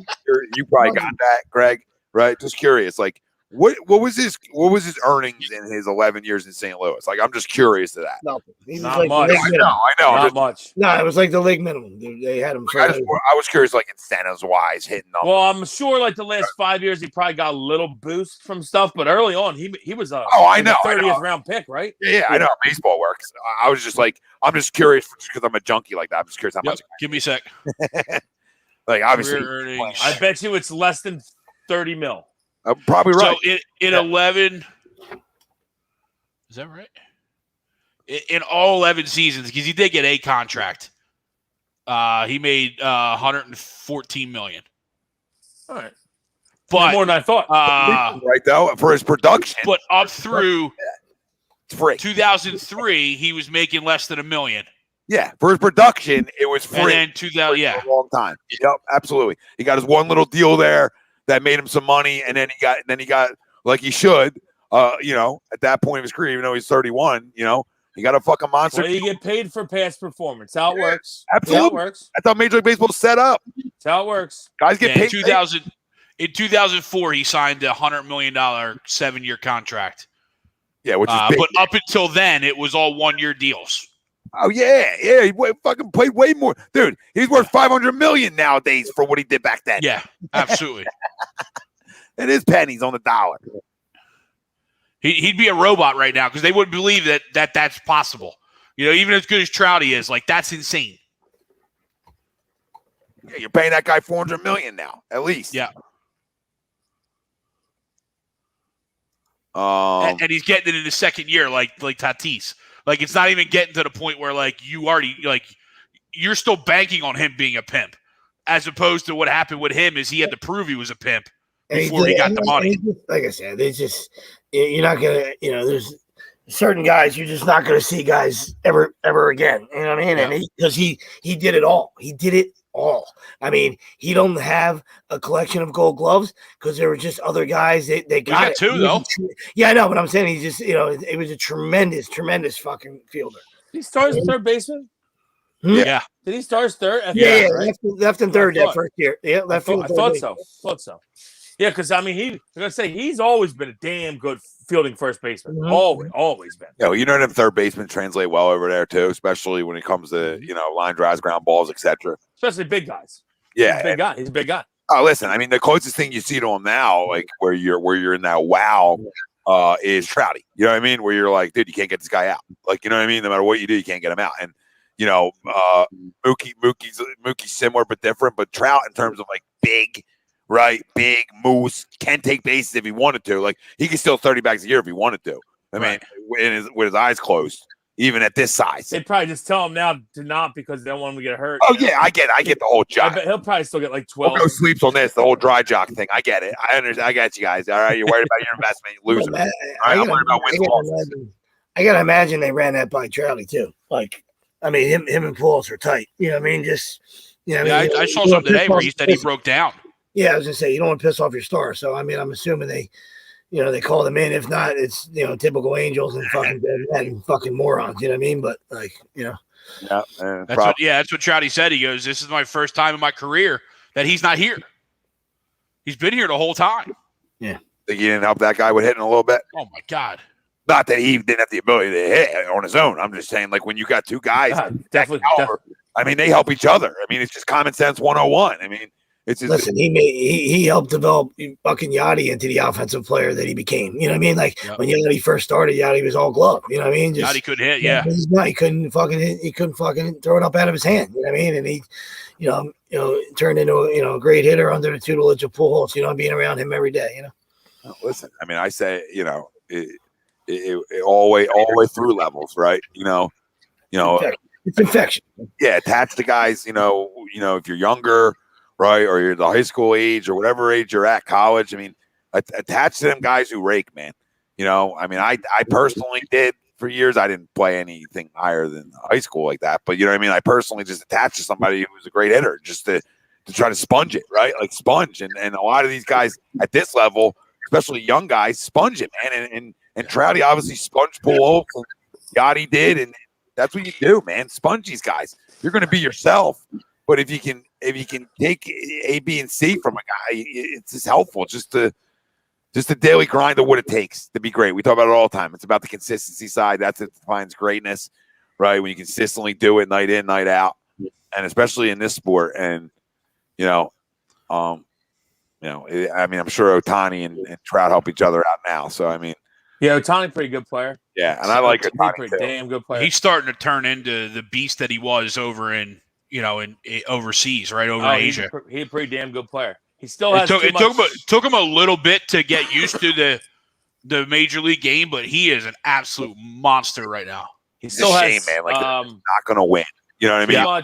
Too much walk. Like he's a little too wild when he pitches. Still, he walks too many people, but his stuff's electric. He strikes out a ton of guys. Electric stuff. Yeah, he's buzzing 100. You know what I mean? Oh yeah, I think he was at 102 the other day. A couple of them, and he's like, I know, and I'm not going to get too analytical here. I'll just tell you, he hits the ball hard. But if you go by analytics, he's like the second or third like hardest hit percentage, wherever the fuck that is. Brian Kenny Wilson, glad to have you. As I said to Tom earlier, he hits the ball hard. Usually when that happens, good things happen. Tom doesn't want to know that, but that's usually what happens. Yeah, because I don't think hitting the ball hard matters. That was my argument with you. Like, hitting the ball hard doesn't. I always like to see a ball get hit hard. I hate pop-ups. Yeah. I mean, it's with we got to figure out something in center field. We got to figure something out. Can Odubel get something going and start barreling some balls up? I know on Friday he barreled one up nice and homered, but because he's such a liability in the outfield. He needs to hit. Fucking throws pop-ups to fucking him. Hit the fucking cutoff guy, dude. That doesn't matter tonight because he didn't score any runs, but let's Freddie Freeman just take second base right in the start of the game. Just fucking by just lollipopping one home. What are you doing, dude? His baseball IQ has been fucking zero since since he's been in the big leagues. So it's just like you said. You think you think time away from the game and paying attention. I don't care about lost in translation. I don't care about any of that bullshit. It's the same fucking game, right? The bases are the same. Fucking the mound's the same. The ball weighs the same. It's the same fucking game you played. Wherever you're at, wherever you're from, you know what I mean? Like, I understand some of you, have to use milk cartons and you don't have a lot of money. I get that, you know what I mean? But it's the same fucking game, you know what I mean? So to not study it and not become a student of it and to be an absolute fucking baseball jackass, it's no excuse, you know what I mean? And it's just been, and that's why we've killed him for years. Like, you know what I mean? Like, not because, Tommy tried to adopt him. We just bust his chops, you know what I mean? Like, for all the other side antics drove us up a fucking wall. Because what's the difference of your ability showing out is everything you just said. Like the ability to be a damn good hitter in this league's there, right? Like the ability's there. He's shown he can hit, but the consistency side of it, right? He wants the pants around. He wants the pants over the spikes. He's that guy. You know what I mean? Like, look good. Look good over playing good. Listen, I don't know who you run out there. Is Adam Hazley dead? I mean, at this point, like I can't believe what's going on with the Hazley? Has anybody heard anything? It's crazy, right? I don't know if it was no idea. Yeah, I thought it was. Is he like a mental midget? Is it one of them things? I think he might be in a rubber room. Is that what it is? Oh my god, he might, huh? Rubber room talk. Said rubber room. See another Brandon Brooks. Talk. Wouldn't surprise me at this point if he's in a fucking rubber room.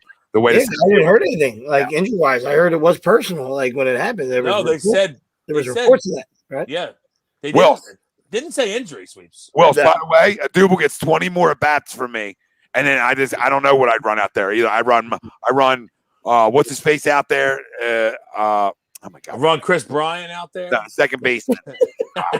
Maton. I like Maton's approach at the plate. So if he can play center, I'm okay with it because he can't possibly be any worse than Odubel is in center. No, and he can't be any worse than Mickey is in center. And he can't be any worse than those. Even though Mickey and Hazley can go and get it a little bit in center, they can't fucking hit it all. So I mean, at least Maton showed that he got a good approach to plate. At least Hazley can hit a little bit. He's shown he can hit a little bit at least. Yeah, a little bit.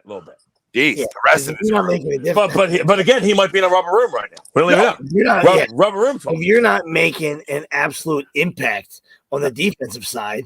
Then there's no point in you fucking being in the big leagues. You know what I mean? Because it all goes back to like, Byron Buxton. You know what I mean? Like, now starting to figure it out, which we said for years he was coming, but he was always a defender. He can wake up, you can blindfold him, and Byron could go get it and bring it back and show it off. You know what I mean? He just couldn't fucking hit. And now, Byron's starting to figure it out. You know what I mean? So hurt again, shocker. Dude's always hurt. You have to do one thing, if you're going to be a defender, you got to be exceptional at it if you can't hit. I just pulled up something on Hazley, and it's definitely mental, and it's definitely the underwhelming start to the season. There was like an expert that says, "What? Why is everybody a pussy nowadays?" Can I ask that question to everybody? Why is everyone a pussy nowadays? That's what I want to know. What was the rest? And that's the question I have. What was the rest of it, Greg? So there's a quote here from him. Bullshit. Like if I went home and I'm like, I could have given it more today if I was passive in an at bat or something like that.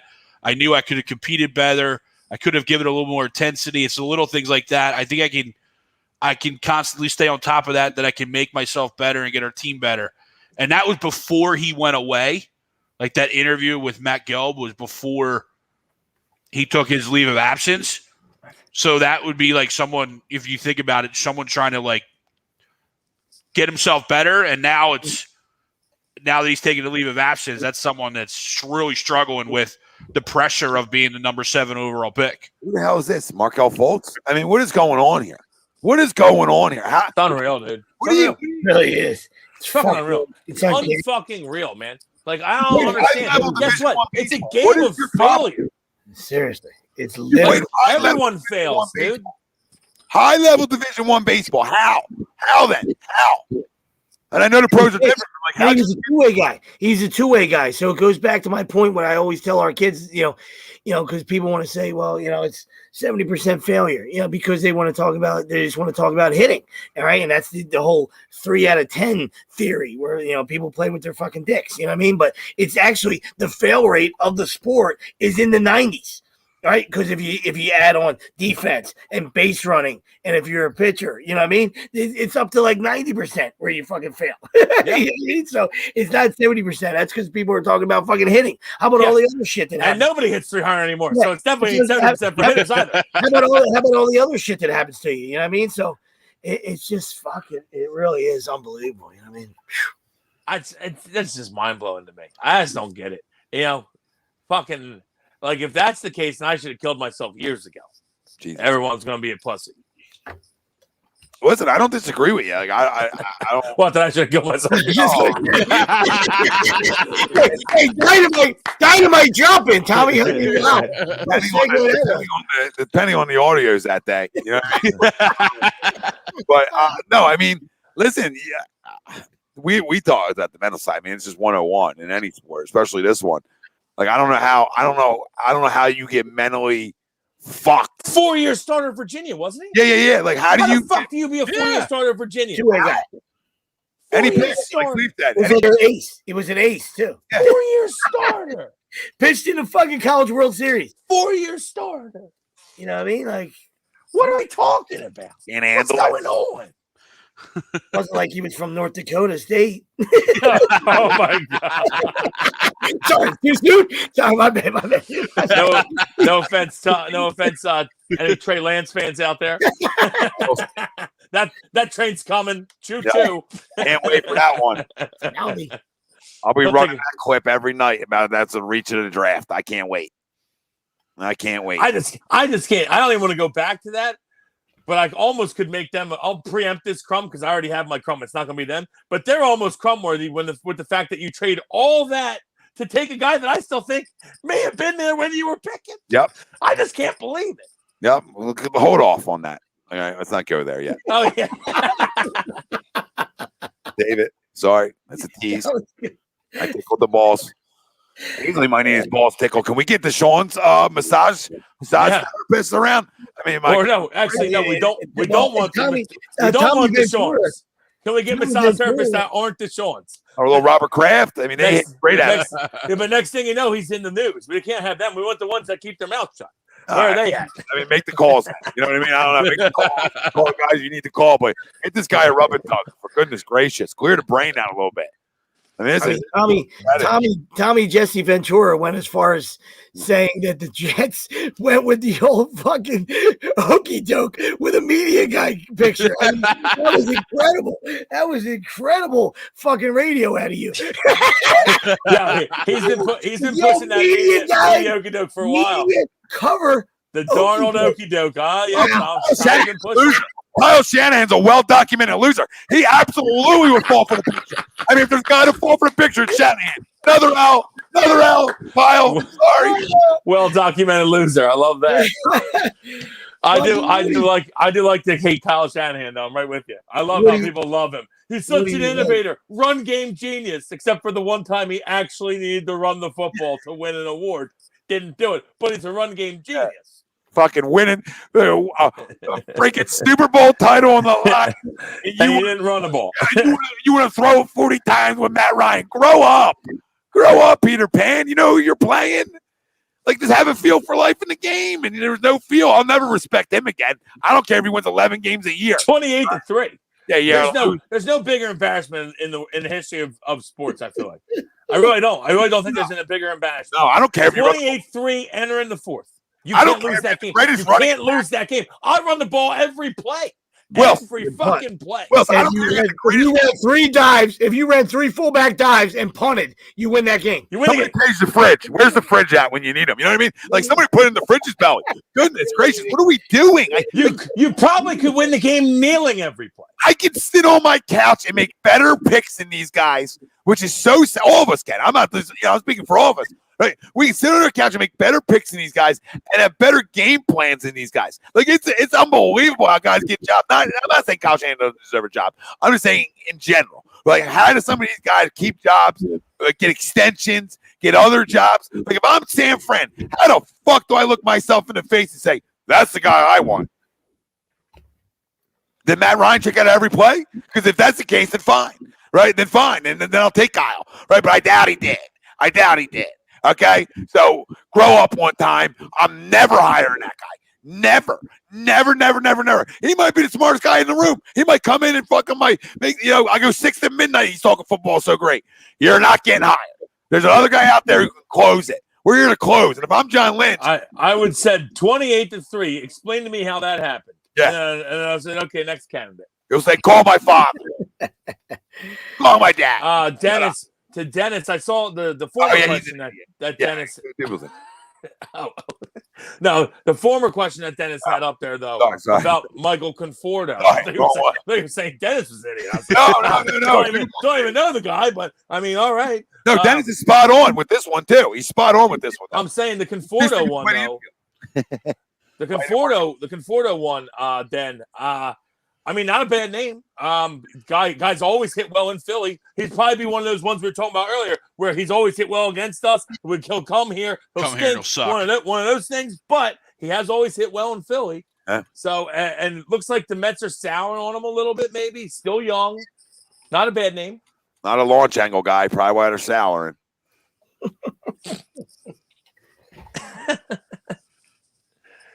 I like Conforto.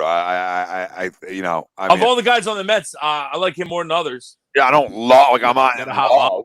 I hate that Dominic Smith fuck. So we're what are we, March? Yeah, so it's early. It's early in May. So to Tommy's point was so last year we didn't really count that shortened season because nobody really gave a fuck. You know what I mean? But remember the season before that, I told you guys that was we're down last year. No, I'm not. I'm just going back to a point here real quick. The 2019 was the first year ever where there was more strikeouts than hits. Which is disgrace. And then last year, shortened season, everybody was like, nobody gave a fuck. You know what I mean? And then this April there was more strikeouts than hits. Oh yeah. You know what I mean? Major League Baseball is a terrible fucking product. Anybody out there watch it for entertainment? When we do, we're baseball guys. Do not watch it to learn anything. Right? Just watch it for entertainment. It's a terrible fucking product. They've ruined the game. Yeah, I still believe my dad's been pushing this, and he's kind of turned me to really liking it. But I think they really have to limit the shift because you bring the single back in the game, it brings everything back. No one hits singles anymore. No one hits for average. You bring the single back, it brings more guys on first base. There's more base stealing. There's more hit and runs. It brings everything back in the game.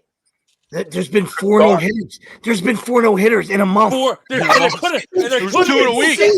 There could have been 2 in one day. there could have been 6. There was 2 others that were in the 9th, I think. Like they're easy. Like they're fucking grapes growing on trees. How can I Wade Miley. Tasty. Wade freaking Miley. Seriously, I heard that. I went, oh my God, are you for realsies? Oh, and these at bats and these no-nos are fucking atrocious. Awful. Oh my goodness. You think that's why but you think we have bad at bats. I watch a lot of baseball because I do a whole lot of betting. And I've been hot as a pistol in DraftKings. Here we go. But the kid has been. It's been. I'll start patting myself on the back. Probably gonna hurt me, but I have been. Feel it in your dick. Around the leg, the quality of a bat around the leg, awful, absolutely awful. Yeah, homer or strikeout, almost half the time. 12U baseball. You know what I mean? Lose one or okay. It's the same thing. Because like everything's 180. You know what I mean? It's fucking easy to lose them. And it's like this. But in reality, though, like everybody loves a home run. Don't get me wrong. Like everybody loves a home run, especially the casuals. Casuals love home runs. But like I miss it. I do miss it. Like I miss the guy who can steal 50 bags. I miss that asset. Like I miss these types of things, and I listen.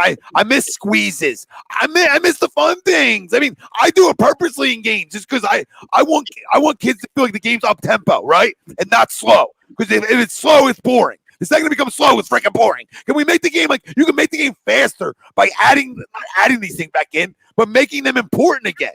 They might add the stolen base back because they're going to go one hook. They're going to go one move over to first, and then you got to go home. Right? I don't know. I've seen a hit and run. I mean, does anybody hit and run anymore? No one's on first base, Tom. Yeah, there's a million movements. So, I mean, stop squeeze hate. Stop squeeze hate. Bring it back. Stop the squeeze hate. Sweeps, you don't need a squeeze. You'll just steal home straight. Nobody is on first base. It's crazy.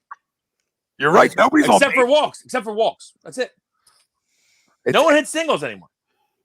Listen, I'm tired. And some of it is because of the shift, because they got the left-handers. Like, I mean, Howard's the shift almost fucking. It probably took a good 40 points off Ryan Howard's average as soon as they started implementing that guy in fucking short right field against him and just taking away singles from him. The guy.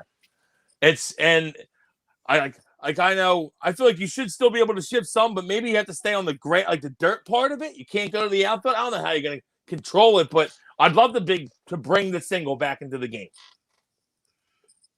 Yeah, you can move and not shift. Yeah, shift them over, but you can't go to the grass. You know what I'm saying? Like, you got to stay on the infield dirt. I say you don't even let that happen. I mean, you can move around on your side of the diamond, wherever you want to line up. You can't go past second base or something. I like that too. Come on, that's how it was played. I mean, nobody was fucking. You played shortstop because you were a shortstop. You didn't play shortstop because you're a second baseman. I can't. It's mind-boggling. It's like basketball. It's like basketball. Illegal defense. You can't just do whatever the fuck you want. I mean, come on.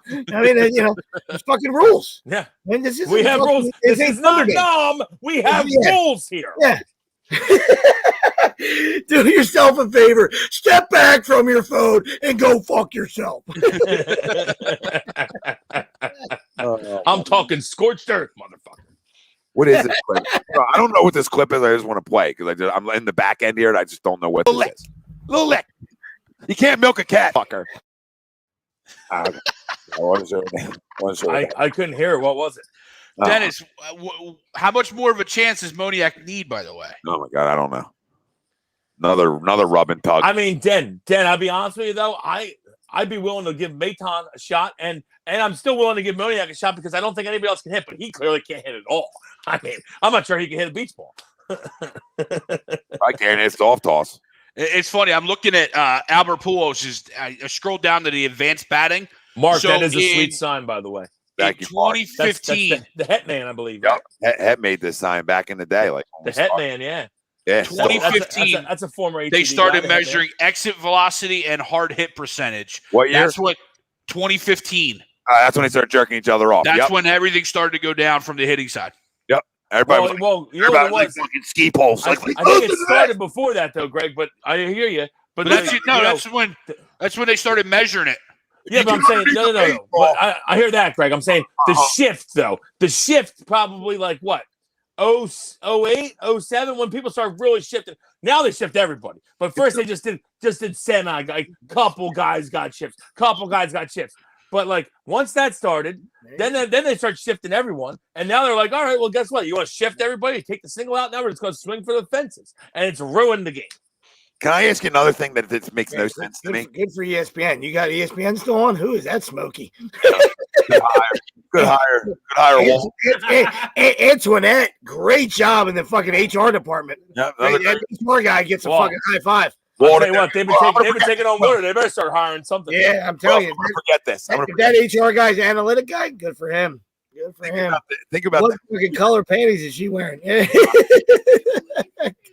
Think about how crazy this is for a second, right? Everybody wants to talk about exit velo. Fine, right? So if I'm thinking exit velo and thinking about how am I going to hit the ball the hardest, I want to split a fucking baseball in half then, right? To hit it the hardest. So how does one then equal launch angle, which is dictating you actually getting underneath the baseball more? What are we doing? We're two different spectrums here. I would think it's opposite thoughts, right? It doesn't make sense. This is baseball because they don't make sense. I ask my kids this all the time. I say to them, does this make sense to you? This is hitting underneath the baseball. Are you going to hit it harder than ripping it right through it? Come on. It's 101. Guys been doing this since 1905 or By whatever. the way, you hit line drives, they'll go out of the park too. Jesus, God, I can't. I missed the double, the line drive double when the gap smoked over the second baseman's head. Right? You know what I mean? You miss them things. Dude, bunt for a hit. Like use your if you're a wheels guy, use your wheels to your advantage. That can help you get to the show, and then you get to the show and your wheels don't matter. Like it doesn't make sense. It doesn't make sense. None of it makes any bit of sense. So you get to the pros and you take away being so 5-tool doesn't matter anymore. So you really want to be a fucking just a tool back. Is what you're telling me. Tools don't matter. You want to be a tool back. And like to Greg's point, now with all the analytics and with everyone hiring all these GMs that went to fucking Harvard and Yale and shit, now it's never going to get better. It's only going to get worse. It's not going back up. Got a bunch of fucking Poindexters like, well, I think if he uppercuts a little more. We got 20% launch angle. What does that mean? What are we doing? I'm thinking we really want to shoot for a 26% launch angle. We got that like weird thing out that like that measuring thing you used to have back in the day in school, like a barometer or something. Yeah, whatever the freak it is, we got it on the paper. We're saying you got oh yeah, I know what you're talking about. What is that thing? Like the little triangle. You make the circle with protractor. Yeah, protractor. Protractor talk. Yeah, protractor. That's what I thought it was. Oh my god! Right? You want to hit it like this? What are you? What are we doing? You never picked up anything. You couldn't even. You probably never even banged a chick. And you're telling guys, I can't. We're going checklist. Nerds are in now, Tommy. So the end part's probably wrong, unfortunately. Yeah, you're right. Ever since Big Bang Theory fucking happened, everyone loves nerds. Nerds are in. Yeah, they are in. You're right. Everyone loves a nerd. Revenge of the nerd. Don't say nerd too loud anymore. Yeah. Next thing you know, you'll get canceled for that. I think he said nerd a couple times. Nerd. That's fine. I'm just kidding. I'm not. Yeah, that's It surprised me. Hey, one of my favorite movies of all time, Trouble with the Curve. Fantastic. It takes the fucking shot right at the fucking analytic fucking nerds. I love that director. I want to fucking give him a fucking high five. I give him a fucking man hug, no mask. No mask. Bring it in for the real thing, sir. No mask. All right, it is Clint. It's Clint. I fucking love Clint. Fucking Clint is the fucking best. That's why. Old school. Take a fucking shot right at the fucking nerds. Right? You want to put the old guy out the fucking pasture and you let fucking, ooh, it's a scary movie. You let that fucking loser make a fucking draft pick and a kid. And that fucking kid, and that kid could hit fucking wherever he fell out of a boat. Fucking pussy. He said scary movie. I know Matthew Lillard. Yes. I think. He's also in Summer Catch, another baseball movie. Yep. Not that good, but it's prime. It's a great movie. Yeah, Greg it's pretty awful, Greg. Greg, you know Greg. It's pretty awful. I mean, it's prime Jessica Biel though. It is prime Jessica Biel. Jessica Biel. That's why he's pretty terrible film. Don't let him fool you. He's in it for the kiss. He's in it for the love scenes. You know what I mean? Don't let him fool you down there. He loves it. And Fez with his parent mom. I've been to a few movies with Greg. Okay. We did have a buffer seat for everyone out there asking, but we've been to quite a few. Greg likes a rom-com. On the lap. Greg likes a little rom-com. Date night. Yep. Don't reach over to the popcorn. You guys kept the movie theaters going for a while. You too. You know what I mean? You guys were keeping them rolling. Greg had to selfishly go back to work. We could have kept them going. I know. So we'll get Sixers and then we'll get Crumbs. It's tough to go to the movie theater by yourself when it's $11 tickets. When I was going with him, they're $4. Greg walks in like a fucking elite at the movie theater. It's insane, dude. They like roll out a carpet for him. He's got the phone in his hand. The woman's like, "Oh, Milakovic's here. Get the chicken tenders, no dips. Get the chicken tenders, no dips." He just walks in like phone out there, like, "Yes, that's right, Greg. $2. You get 2 more extra points." Miranda, I told you to hide the barbecue sauce. Hide the barbecue sauce, Miranda. I told you. Fucking flash bulbs and fucking everybody's taking his picture. Stop. No. I'm just here to watch a movie. I'm just one man. He signed after the show. Can you sign my popcorn bowl? When I get my refill after the show. The new girl Sarah gets yelled at because she tries giving you barbecue sauce. Greg doesn't do dips. Don't you know this? Don't you ask him for a dip. That was part of the training manual. He is a big wig in there, though. You should see it. People stand in line. And he just like they have like a separate line for like for the VIP. The first time was the best. Bunch of like old women in line, and Greg just like swoops over, and the woman's like, they probably been standing for 10 minutes. The woman's like, "Oh, thank you. Come on up, sir." Greg just rolls up. Women are looking out like, "What the fuck's going on?" Like, yeah, he's big. He's big dick around here. That's right. The fucking HOV lane at the movie. Fucking Greg invented it. Fucking HOV lane. Guys are stopping going to the theater. Greg's got the easy pass when he walks in. Guy's fucking made of fucking butter and pretzel bites. He fucking bleeds pretzel bites. I love it. Oh, they're so delicious. Oh my! I might order 17 fucking orders. Throw that up. They are delicious, though. The pretzel. $89. That'll be $89, sir. And I'm like, yeah, sure. Not for Greg. That's probably like 27 with all the discounts he gets. Oh, Greg's got heavy discounts. They got to bring the manager in to swipe the card 15 times for the discount. I think a couple of times we went for free because he's like, I got the points. Pretzel bites, Points are there, and 2 drinks, and they're like $77. I'm like, oh, can you break 100? I mean, like 77. 77. Well, you know, dude, you want to talk about something that's fucking crazy, outrageous priced? Fucking Topgolf. Who's been to Topgolf, by the way? Great little setup that they have. It's a nice little setup that they got. Fucking expensive as fuck. Yeah.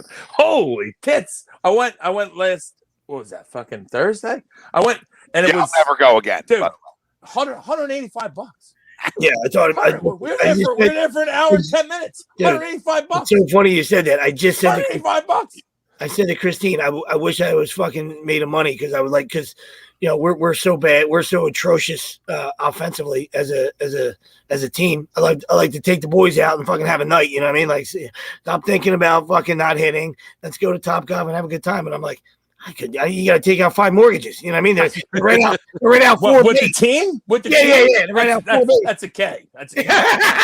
Come on, so just bring a K with you because that's a K. I'll tell you. Probably charge you for refills. Them fucking cheap fucks. Air conditioning unit, Topgolf. It ain't air conditioning unit. I mean, yeah. If you put it that way, you're like, well, we would like to hit. We would like to hit. And then Swift takes him, and they're still not hitting. He freaks the fuck out. I spent a K at Topgolf. Top Dog. I would like to take him to Top Dog. Bring it back. Oh, Top Dog. Kiss my ass. First off, if you went to Top Dog, they'd be hitting. Yeah. Oh, the upstairs at Top Dog was fire. And the pennant. We need to bring the pennant back. The pennants. Oh, the pennant will have them. You might put up a 20-run game. You got they'll hit a grand slam inside the pennant. Kicked out drunk, hook up with a girl, probably throw a fucking pool ball across the room. Fucking pennant was a place, man. Yeah, you'll see everything. What a spot. R.I.P. Also, possibly the most disgusting bathroom in the history of the world. Yeah. There's like 3 that are like close. The pennant's right there. It's right there. 25 cents. It wasn't on the menu. I pissed in the sink in there a few times. Sure you did. Because I'm sure you did. Hygiene definitely wasn't it's something they promoted in there. Well, in there it was like wherever you could pee, you peed. It's just like no one was washing their hands in there. It's pre-COVID. Pre-COVID, no one cared. Is this a glory hole? No, it's a piss hole. That's a piss hole. That's a piss hole. Don't know what's on the other side. It very well might be. Fantastic. That's great. So Sixers are going to be the 1 seed. That's cool. Yeah, 3-game lead. How many games are left? 4. 5. 4. Oh, jeez. Sixers got 4. You got Pacers Tuesday. I think technically they need to win 2 to be the 1 seed. Yeah, that's right. 68 games. Yep. So you got Pacers, Heat, and then double Magic. 1 seed. That's a good thing. All right, so wrap it up. That's all we wanted. I mean, we wanted to be wrap it up. If we win 1 and Nets win, that's our 2, right? Win 1, Nets win. Lower Nets lose. We're on the other side of those 2. If we win and they lose, it's over. It's done. Right. Yeah. So we're on the other side of those 2. I think Milwaukee's ahead of the those Nets two now. can- Yeah, Those two can be in a close course. Milwaukee jumped the Nets, by the way. Nets are 3 back. Milwaukee's 2 back, I think. Or the Nets are 4 back and Milwaukee's 3 back. One or the other. No. Nets are 3 back. The other one's 3.5 back, it says. Okay. I thought Milwaukee won last night and Nets lost. They were 8-2, 8 out of their last 10, and the Nets are 5-5. But it still says the Nets are 3 back. And the other Agreed. I have it here. Yeah. Okay. So they're basically even. Then Milwaukee has a game in hand. Then right? Yeah. Okay. Yeah, Milwaukee's 67. They got 5 games left. Yep. I would love Milwaukee to take the 2 seed. Beat them motherfuckers. Yeah. So Milwaukee's got the Spurs coming up. Who's currently the 6? Who's currently the 6, Greg? The Heat. The Heat. Oh, would love the Nets to get the 3 seed. Let the Heat give them a fucking good series. That would be awesome. And what is the what is the play-in bullshit? 7-10? 7-10, 8-9. No. Right? No. I read this the other night on Wednesday. It's not that. 7 plays 8. 7 plays 8. The winner is the 7 seed. Okay. 9 plays 10. The winner plays the 8 out. seed. Winner plays the 8 seed To see for who's the 8 seed. Okay, that makes sense at least. Still a ridiculous amount of games. Yeah, what is Adam Silver doing? This is nuts. Ridiculous amount of games. I'm actually, I don't want to agree with LeBron, but whoever came up with this should be fired. Yeah, fuck him, but that is What happened if LeBron came up with it? Why is 7 even involved? What happened if LeBron came up with it, though? You know what I mean? Like, I feel like he came up with it anyway. I mean, he should fire But himself. why is 7 even involved? It should just be, if you wanted to do it, you say, okay, 8 and 9, or you say, or you go 8 to 10 and 9 and 10 play each other a game, and then the winner plays. Yeah, no, I agree. Why is 7 even involved? Seriously. I want to tell you why? Because it's all about another fucking dollar. Yeah, And you're right. TV revenue, and these freaking guys can't get enough. I mean, really, they can't get enough. So they don't care. Everything's about money. That's Yeah, and the 100% Bills going true. 17 games. Yeah, Why? so the Heat have a 2-game lead over the Celtics for the 6th spot. So with 4. That's what we want, man. That's what we want. That'd be great. Because guess what? The Celtics as the 7 seed are a tough out for whoever's a 2. Not that I don't think that they would beat them. The So Celtics as of obviously right would beat them, now, tough if out. it ended today, Hornets at Celtics for that first spot. Pacers at Wizards for the 9-10 game. All right, so let's connect the dots there. Celtics win. So technically, Hornets are looking at hanging at. So Celtics win. Hornets are hanging with their dick in their hand. Let's say the Wizards win if Beal's healthy. So Wizards, Hornets for the 8 spot to see who we would play, right? Yeah. Yeah, and you'll kill either one of them. Yeah. I hope it's the Wizards, so I can hear all these people like, do you see what Russ is doing? It's incredible. They're scoring 150 points a game. They play. It's actually. I mean, I guess I tip my cap to them. They realize like we don't play any defense anyway, so we might as well just run, and try to beat teams. And that's what they started to do. And they're putting up like 140 a game. But we'll fucking kill them because we'll play defense and they won't play any defense at all. No. By the way, if you're still watching SportsCenter, they're showing my crumb right now. Yeah. Well, I mean, just were a second ago. Yeah, so you would have an easier first round. That's part of the reason why you. Yeah, and beautiful. That's why you want the 1 seed, right, Tommy? Yeah, that's why you want it. I mean, again, like I ain't scared of these other teams, but I would rather not go through a dogfight early. No, yeah, I don't want to play Miami or Boston early. I'd rather much rather play any of the other teams.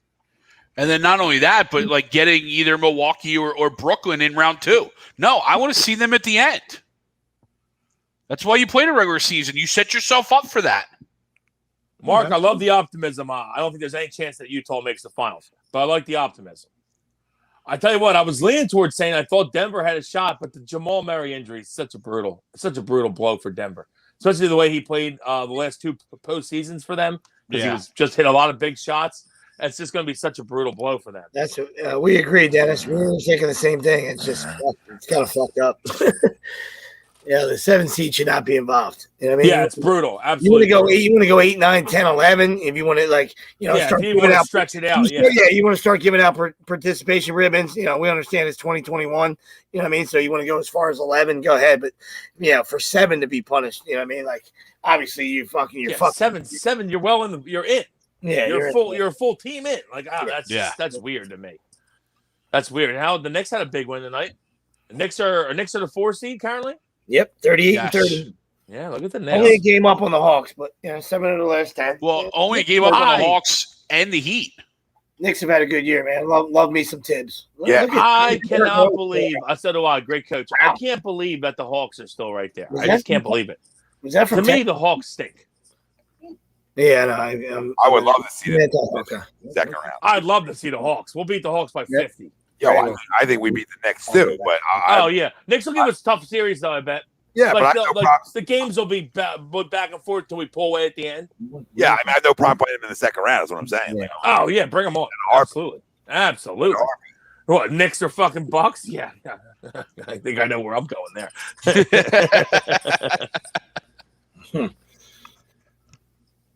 Good to see Derrick Rose playing well, though. It's been like I think a decade ago was when he got hurt against the Sixers. Pretty much ruined his career. I was just saying. And I don't want to. Look at it, 52% from 3 last 10 games. But I just said that. I was like, is that fucking D Rose? Holy shit. For him. Yeah, good for him. That injury against the Sixers in the playoffs when they were the 1 seed, Sixers were the 8 seed. Yeah. Fucking brutal. Saw it coming too. Like, he might never be the same. I mean, never has been. Still, has become a very good player. Still, obviously, still a very good player in the league. But his explosiveness when he was young was just crazy. All I can see is like rising up to his 2-handed behind the head dunks he was throwing. Whew. Hey, Jesse, crazy. Listen, we'll be the underdog. Fuck them. Let them talk about those other 2. Let them talk. Tell them to have fun. Let them talk. Let them talk. The 1 seed's pretty good at home. In case anyone knows. Yeah. Yeah, even when they play like shit, they win at home. Yeah, the 1 seed's pretty good, period. You know what I mean? And they should have the fucking MVP. But he won't get it. He won't get it. What's called got locked at this point now, probably. Yeah, he won't get it. Yeah, he won't get it. But. Jokic got locked. Maybe, and he'll probably finish 3rd too, which sucks. But I think Chris Paul probably finished Chris 2nd. Paul jumped. And rightfully so. I mean, I think we talked Paul's about it, had Tommy. a great year. Tommy, I think we talked about it on Wednesday. Like, without Chris Paul, they're borderline playoff team. Oh, just like they were last year, yeah. They're in now because of the expansion, obviously, per se. But yeah, no. Right. Oh, yeah. No. They're a playing game. You're right. Chris Paul. He's been awesome. He's been absolutely awesome. He's a winner. Yeah, I don't take. Of course, he always seems to get hurt in the playoffs. But I don't take nothing. Dude's a winner, though. He's been awesome. He's been absolutely. The only time Harden ever looked good in the playoffs when they almost when they probably should have went to the finals. They had the 3-2 lead. Yeah, and I understand the argument. Joe's missed too many games, but I mean, he's just for the sample size, and he's just been absolutely awesome. You know what I mean? And we end up with the 1 seed, and just it is what it is. We're the 1 seed. He's definitely first team all NBA center though. Yeah, it should be. I would think. Yeah, I mean, I guess they could put Jokic, but they could put like Jokic a power forward. I feel like, and Embiid center because Anthony Davis is definitely winning the MVP. I mean, I hear you, and I'm not saying you're wrong. I'm saying, can you imagine winning the MVP and not being first team? No, I mean, but put both of them though. Yeah, no, I know, but I'm just saying. Let's just say, if that came out like that. Yeah, that'd be crazy. You're not first team center though, even though you won MVP at center. Yeah, that's what I'm saying. What? Huh? Come again? Well, it's time to say what? What happened? What happened? But like, I still think he's like, I know he probably won't win it, but I still think he's in that conversation, and he should be because he's flat out dominate when he's played. He's going to fish 3rd, probably. Yeah, I get it, but we're 1 in the East, and a big reason is that because of him. Might finish. Giannis will be right with him, but Giannis should be behind him. Yeah, I mean, you're finishing first. I mean, yeah, I totally agree. I think it comes down to him and Paul. Honestly, I mean, Joker's had a great year, right? But what are they? 3, 4. I mean, they're 4. Yeah, and he's going to win it too. Pimp. He's special as shit. I love the guy. I love watching him play. I'm not taking anything away from him. Nothing at all. They keep showing it. They keep showing Acuna scoring from first in the first inning with Ron Washington like running through the stop sign. It's because Acuna knew that Odubel was in center. That's why he did that. So they can stop showing it. But I agree with you, Tommy. Like, you know, and I've always been a Joker guy. You know what I mean? And up until this year, I gave him the nod over JoJo. You know what I mean? But if you're gonna like, you know, if you're not gonna give it to fucking, you know, JoJo, and I understand that, then it's got to be Chris Paul. I mean, they're fucking the 2 seed, dude. Anybody that said anybody that told you that the Suns would be the 2 seed is a fucking liar. Fucking liar. You understand? And their record's better than the Sixers.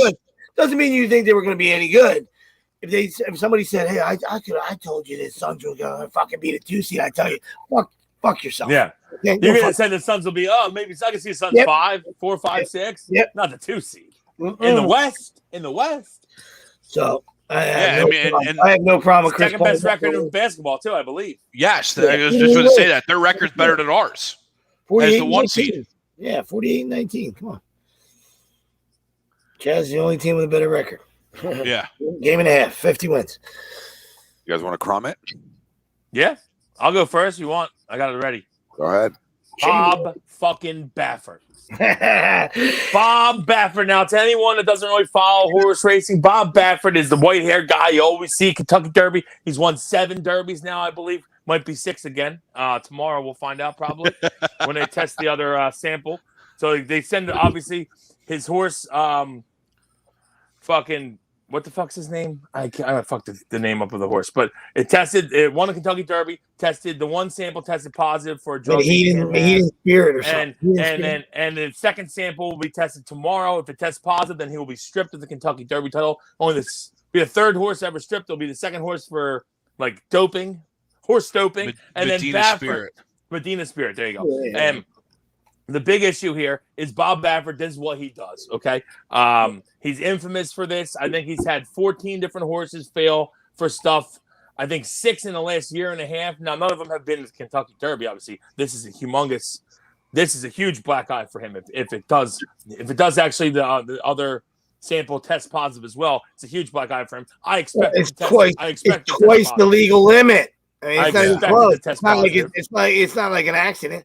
To me, what makes it worse, and the reason he's my crumb is that he comes out like this. It's such a gut punch, especially for something that I didn't do. That I didn't do this. Like, shut the fuck up, Bob. We know you did this. You have a history of doing this. You're trying to tell me that the horse is doping on its own. Shut the fuck up. We know. Well, the horse snuck behind the barn the other day, and before the Derby, we didn't know he was fucking doping up. We didn't realize it.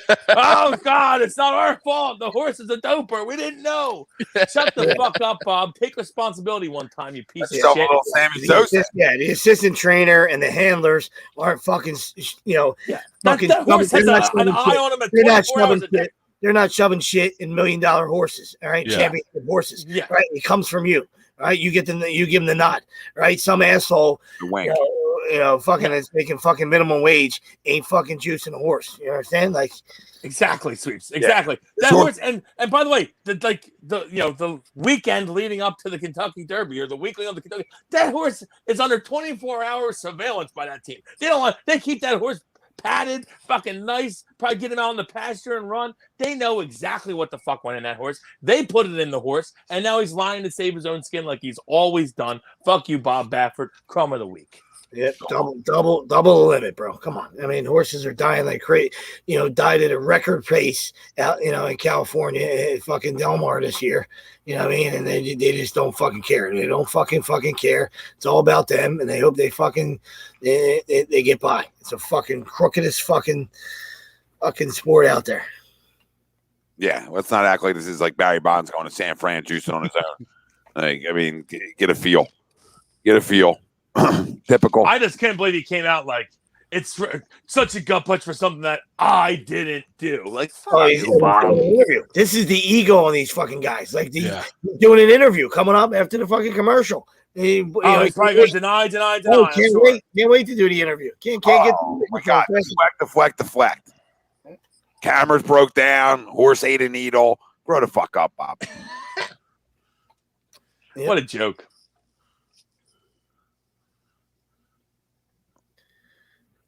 Guy wins everything. Come on. It's fucking. I didn't think we fucking know. You didn't think we knew, Bob? Anybody else want to go next? Yeah, I'll go. Mine's going to be the way we started the game, started the show. Phillies bullpen. I mean, you just, especially last night alone. Like, we could just do crumb of last night, not necessarily crumb of the week. Crumb of last night. Like, how do you not get 3 outs? Like, you can't get 3 outs. I joked with a group chat of friends, like, oh, maybe De Los Santos could hold a 4-run lead. That aged well because he couldn't even throw a damn strike. And why do we have these guys in the bullpen that can't get outs? It amazes me. Hector Neris, I don't know what you do with him because there are times where he does get outs and his splitter is nasty, but yet we don't throw a splitter in that spot. Yeah. Biggest spot for one. Yeah, it's the Phillies bullpen. Just the inconsistency and the nightly heart attacks that they give us all year. Even in a good performance, there's nightly heart attacks. Yep.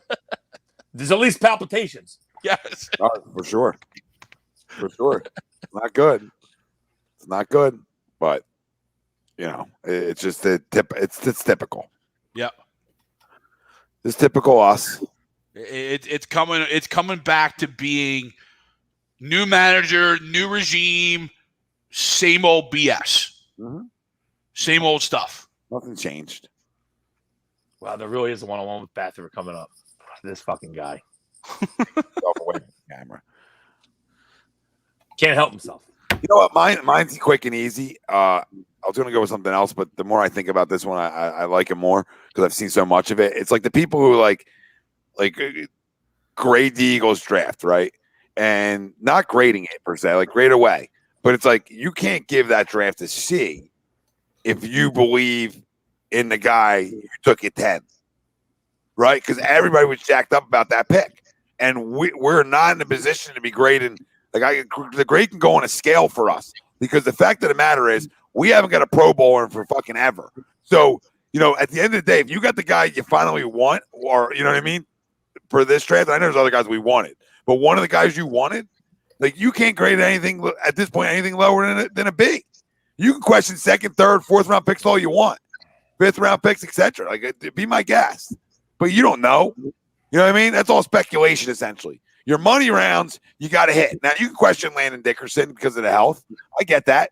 But you can't question number one if you were a big advocate of wanting number one, like majority of this fan base was. And then to go grade it like a D or a C, I think it's outlandish. It's outlandish. Like, dude, if that guy's great, you know what I mean? If that guy's great, if he's great, then that draft becomes way higher than a C. Sure, how that works. I mean, you're right about that. But what grade would you give it though? Like a B minus. Right. I don't know. I'm kind of leaning C plus B minus. Well, you better go B. I was C minus. No, you're an issue. I am an issue. You don't have all the talent on the outside in the world. We don't have a quarterback. You can't grade the draft off a quarterback. What the fuck? No, but if you're saying he's going to be this Pro Bowl or gold jacket guy, we need someone to throw him the ball.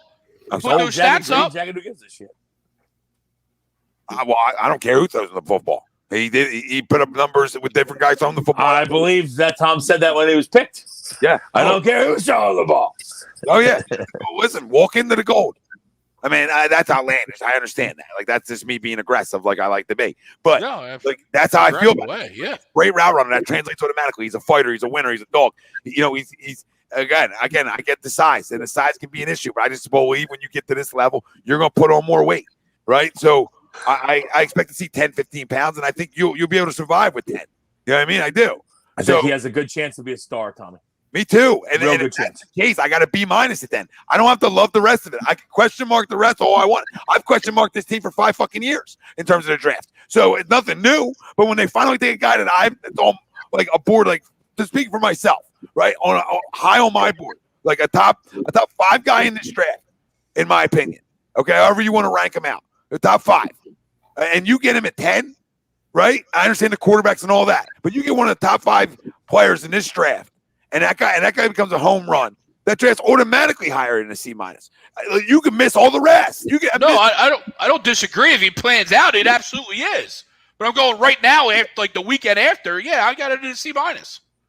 Okay, but C minus why? Because like who in the third round? See, I think you're running into the cornerback problem here. No. I'm also looking at Devontae Smith is potentially going to be great. I don't disagree there. But the way the rest of the board played out and the rest of our draft board played out, I might have gone a different direction there than Smith. Who would you have gone? I probably would have went Parsons. Not saying we were going to. Take him, though. I know. I'm not saying we were going to, but because we also didn't address it later on, it becomes more of a glaring need still. I know, and I'm going to run back to 3 first-rounders next year. So I mean, you're not building Rome in a day here. But here's the thing, though, too. But here's the thing, too. Like whether it's cornerback, a lot of picks. Sorry. Whether it's cornerback, whether it's linebacker next year, right in the first round, I would still like to hit on a couple picks this year, so where we're not having all rookies next year. You just made a determination, Crystal Ball, that automatically that the rest of these picks are going to hit. Which, listen, previous track record tells you you're right. Right. I'm just telling you, we're doing a lot of assuming, and I fucking hate Howie Roseman, but we're doing a lot of assuming. Who knows if these guys can play yet? I will say this, and I don't like Howie Roseman at all, but if healthy, Devonta Smith and Landon Dickerson can play.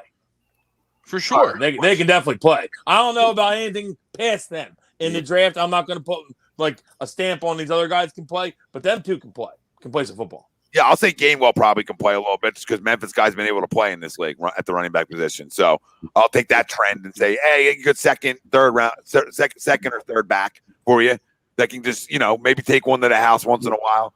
He's a good pass catcher, and you need them in this league out of the backfield. So they say he's a really good pass catcher, and if you look at you look at our coach's system, Sirianni's system. What's the call was huge for them. Pass catching backs were huge for Indianapolis, especially the one kid I can't think of his fucking name, but Naeem Hines. Naeem Hines. There you go. That's a great name. So if it could be something like that, I mean, yeah, that'd be great. Yeah, I'm not crowning him. I'm just saying, like, that's the guy who's going to play for you day one. At least see what he's got, so you'll find out sort of early if he can be explosive, etc. And then the rest of them, I don't know. Like Milton's going to play, so he's going to get snaps at D tackle because he's your backup D tackle. So he's definitely gonna play. He's gonna get snaps. So you're gonna find out early on if the guy can be impactful or not.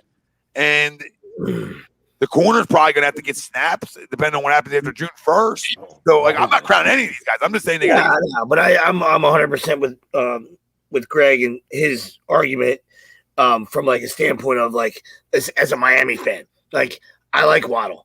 I don't like to pick there because I think Tua stinks. So to me, that's a wasted pick. You know what I mean? Like, so when you got Sewell, you got a possible 15-year left tackle right there. And even if you do think that's your guy, then maybe you want to protect your guy instead of maybe having a guy that can, make plays, right? If he can't throw the ball past fucking 10 yards, what the fuck you need a playmaker for? You know what I mean? So I'm just saying that's, my opinion. It doesn't mean anything. Who the fuck am I? You know what I mean? That's the way I was looking at their, and I like Waddle and I don't dislike Smith. You know what I mean? I think he could easily get broken in half. You know what I mean? But, I understand the NFL's changed. You know what I mean? So we will see. You know what I mean? But, Parsons did look pretty good at that, at that spot. I understand like they don't think like us, you know what I mean? But to me, that's an impact guy, you know what I mean? Greg knows. I mean, outside of Trevor Lawrence, I mean, I maybe even more than Trevor Lawrence. Like I like Micah Parsons is like my number one player in this draft. Like I think he's that impactful, and for him to go to Cowboys kills me. So I don't disagree with Greg's premise at all there, Greg. Like take a Mike. Yeah. Like I think it's either or there, and that's where I was. Whatever I take, I'm gonna be good with because these are two of my guys in this draft. And what I love, Micah, and you show me a big change in how you go about things. Yeah, that would have showed me something different. But Smith shows me something different, and it tells me that you're admitting the mistakes. Yeah, so, I do like the move. I like the move they made too, Tom. Like this is our guy. We had 4 guys we liked. 3 are gone. We got to go up and get him. I like that move to go get him. I like that. Oh, yeah. I like the aggressiveness. He's never been shy of that. Now you got to hit on it. And I'm not saying you never want to hit on your other picks. I'm just saying for this draft, knowing what we have coming up in the future, that let's just hit on one and we'll work our way. We'll get ourselves started, right? Because we haven't hit on anything. So let's start with one, and then we can worry about does the rest pan out. I agree with Wills. I mean, if Dickerson plays, I love the direction they went. We talked about this on another show, is that they went like, some culture builders early on because you're rebuilding it. You're rebuilding the whole thing again. And you went team captains, etc. And I know it was all pan out, but these guys are winners too. But it doesn't hurt. It doesn't hurt that when a guy like Nick Saban says maybe the best leader I've ever had. Yep. I mean, that's the thing I like. I like that kind of thing. Had a lot of leaders walk through the door. I mean, he's absolutely nasty. Oh, dude, Landon Dickerson is awesome. When healthy. Now, obviously a lot of injury history, but he's awesome on the field. Wow, dude's a road grader. We'll do a prayer service, and he's mean too. He's a mean. We're going to do a great prayer service preseason, right? We're going to do a great prayer service on Agree to Disagree. We made Joel Embiid walk again, so we're gonna do a little prayer service for a 5-piece nugget, no dip for Landon Dickerson that he gives me 5 years. You know what I mean? A clean bill of health. All right, if you got to rip something up, rip it up. We'll get you back. But you know what I mean? Like, give me a 5-piece. This is a 5-piece. I'm not asking for a while. Just start small, which would be a lot. I mean, I'll take 3. Yeah, I'd love a 5-piece. Sign me up. Yep, we'll do a little prayer. We'll do a little prayer service. We'll make Landon's. We're gonna heal. Little seance. We're gonna tighten up ACLs. Is what we're here to do. We're gonna just tighten the bolts up for the ACLs a little bit. What's it, Mr. Miyagi? Yeah, a little that bolts. Get that ACL right. We're gonna rub you down, Mr. Dickerson. Get them hammies going. But might ask Baffert what he used on the horses. And we don't know, and I'll leave it at this. We don't know if Hurts can play or not. And we all know how we feel about him. But I'm giving him the run and prove me wrong. Come prove me wrong. I love being proved wrong. I'll come on here every day. You win me 10 games, and I got to fucking slurp you up. I'll fucking do it. I still don't think he can play, but I hope he can. Well, I don't think so either. I'm not going to run for my feelings. And I just don't think he's ever going to be a star. I think he can be adequate. Yeah. Well, we'll see. Adequate. But what's adequate though? There's more offensive weapons around him than Carson maybe had since 2017. And that's factual. That's just easy. That's pretty easy to say. And that's just with the stepdad talk there. From Cars. This is a little jack. No, but I'm rallying around. Listen, I'm rallying around this kid for a year. And I'm on the record. I'm right with you. Right, you're a worker. You're a leader. I get all them things. Now go translate it. Or talk cheap. Quincy Avery, the great QB whisperer, is cheap. All that shit's cheap if it don't translate on the field. Listen. Go show us, Jalen. Or we got 3 first-round picks where we'll see you. And Deshaun Watson, how you doing? Sweeps, you got to after massage gate. If he comes out clear, we'll take him to Chinatown. I don't think he's coming out clear, but I would assume he's going to come out. I assume he's going to come out okay. He's definitely going to be paying some money. That's for sure. Yeah, well, that's clear. We kind of touched on it earlier. Yeah, we kind of touched on it earlier, but for me, it's the Angels. You know what I mean? Like I said, I agreed with Wilson 100%. Took a lot of balls. It's the right direction for them. I don't like the timing. I just don't like the disrespect. I have no problem with before the season. I mean, once again, these people, these assholes in professional sports have to hang on to things. It's just last year. That's it. Just let them go. You know what I mean? You're going to eat the money either way. Right? So it doesn't matter when you do it, you're going to eat the money anyway. So just fucking cut the head off, right? Or, early in the off season, allow the dude to have some, either dignity or whatever, and pick up, somebody else that might need them and whatever, I mean, it's a sad state of affairs. And I understand production wise and in the last couple of years, and it's sad watching them too. You know what I mean? So the whole story, I hate the whole story, the way everything has unfolded. You know what I mean? So, I don't like the way it was handled. First ballot Hall of Famer, and you just would have liked to see, to go out better than that. You know what I mean? And I never liked Joe Madden. He's a fucking crumb anyway. You know what I mean? So fuck him. You know, he thinks he's the smartest guy in the room, thinks he invented baseball, and guy's a fucking loser. All right? Fucking loser. Fuck him. You know what I mean? Fucking broke the streak because Cleveland sucks. You only broke the fucking streak because the fucking Cleveland was even worse than your fucking streak. Fucking morons. Yeah, that's true. Molly, definitely. We'll rate him in the coming weeks. The NFC East rosters. All right, boys. Great show. Real quick. Does he get to 700? He's 33 away. Is the question. He's 33 away, though. Yeah, is someone going to sign him? If you don't play every day, that's 2 seasons. You know, and even if he played every day, it could be 2 seasons. You know what I mean? Like, yeah. You know, I know the people. I know the analytic people that are like trying to look at projections or like, you know what I mean? And I love Pujols. And I would never be that guy that says, well, he's got 5 homers that projects to like fucking 38. Cool your fucking jets there, Batman. I don't care what projections do. You know what I mean? He wasn't going to hit you 38. Yeah, right. Like, and you'd be lucky if he gets like 25. He wasn't going to make enough contact to hit 38. You understand? So, you know what I mean? Like it just, you know, it's probably going to take 2 seasons.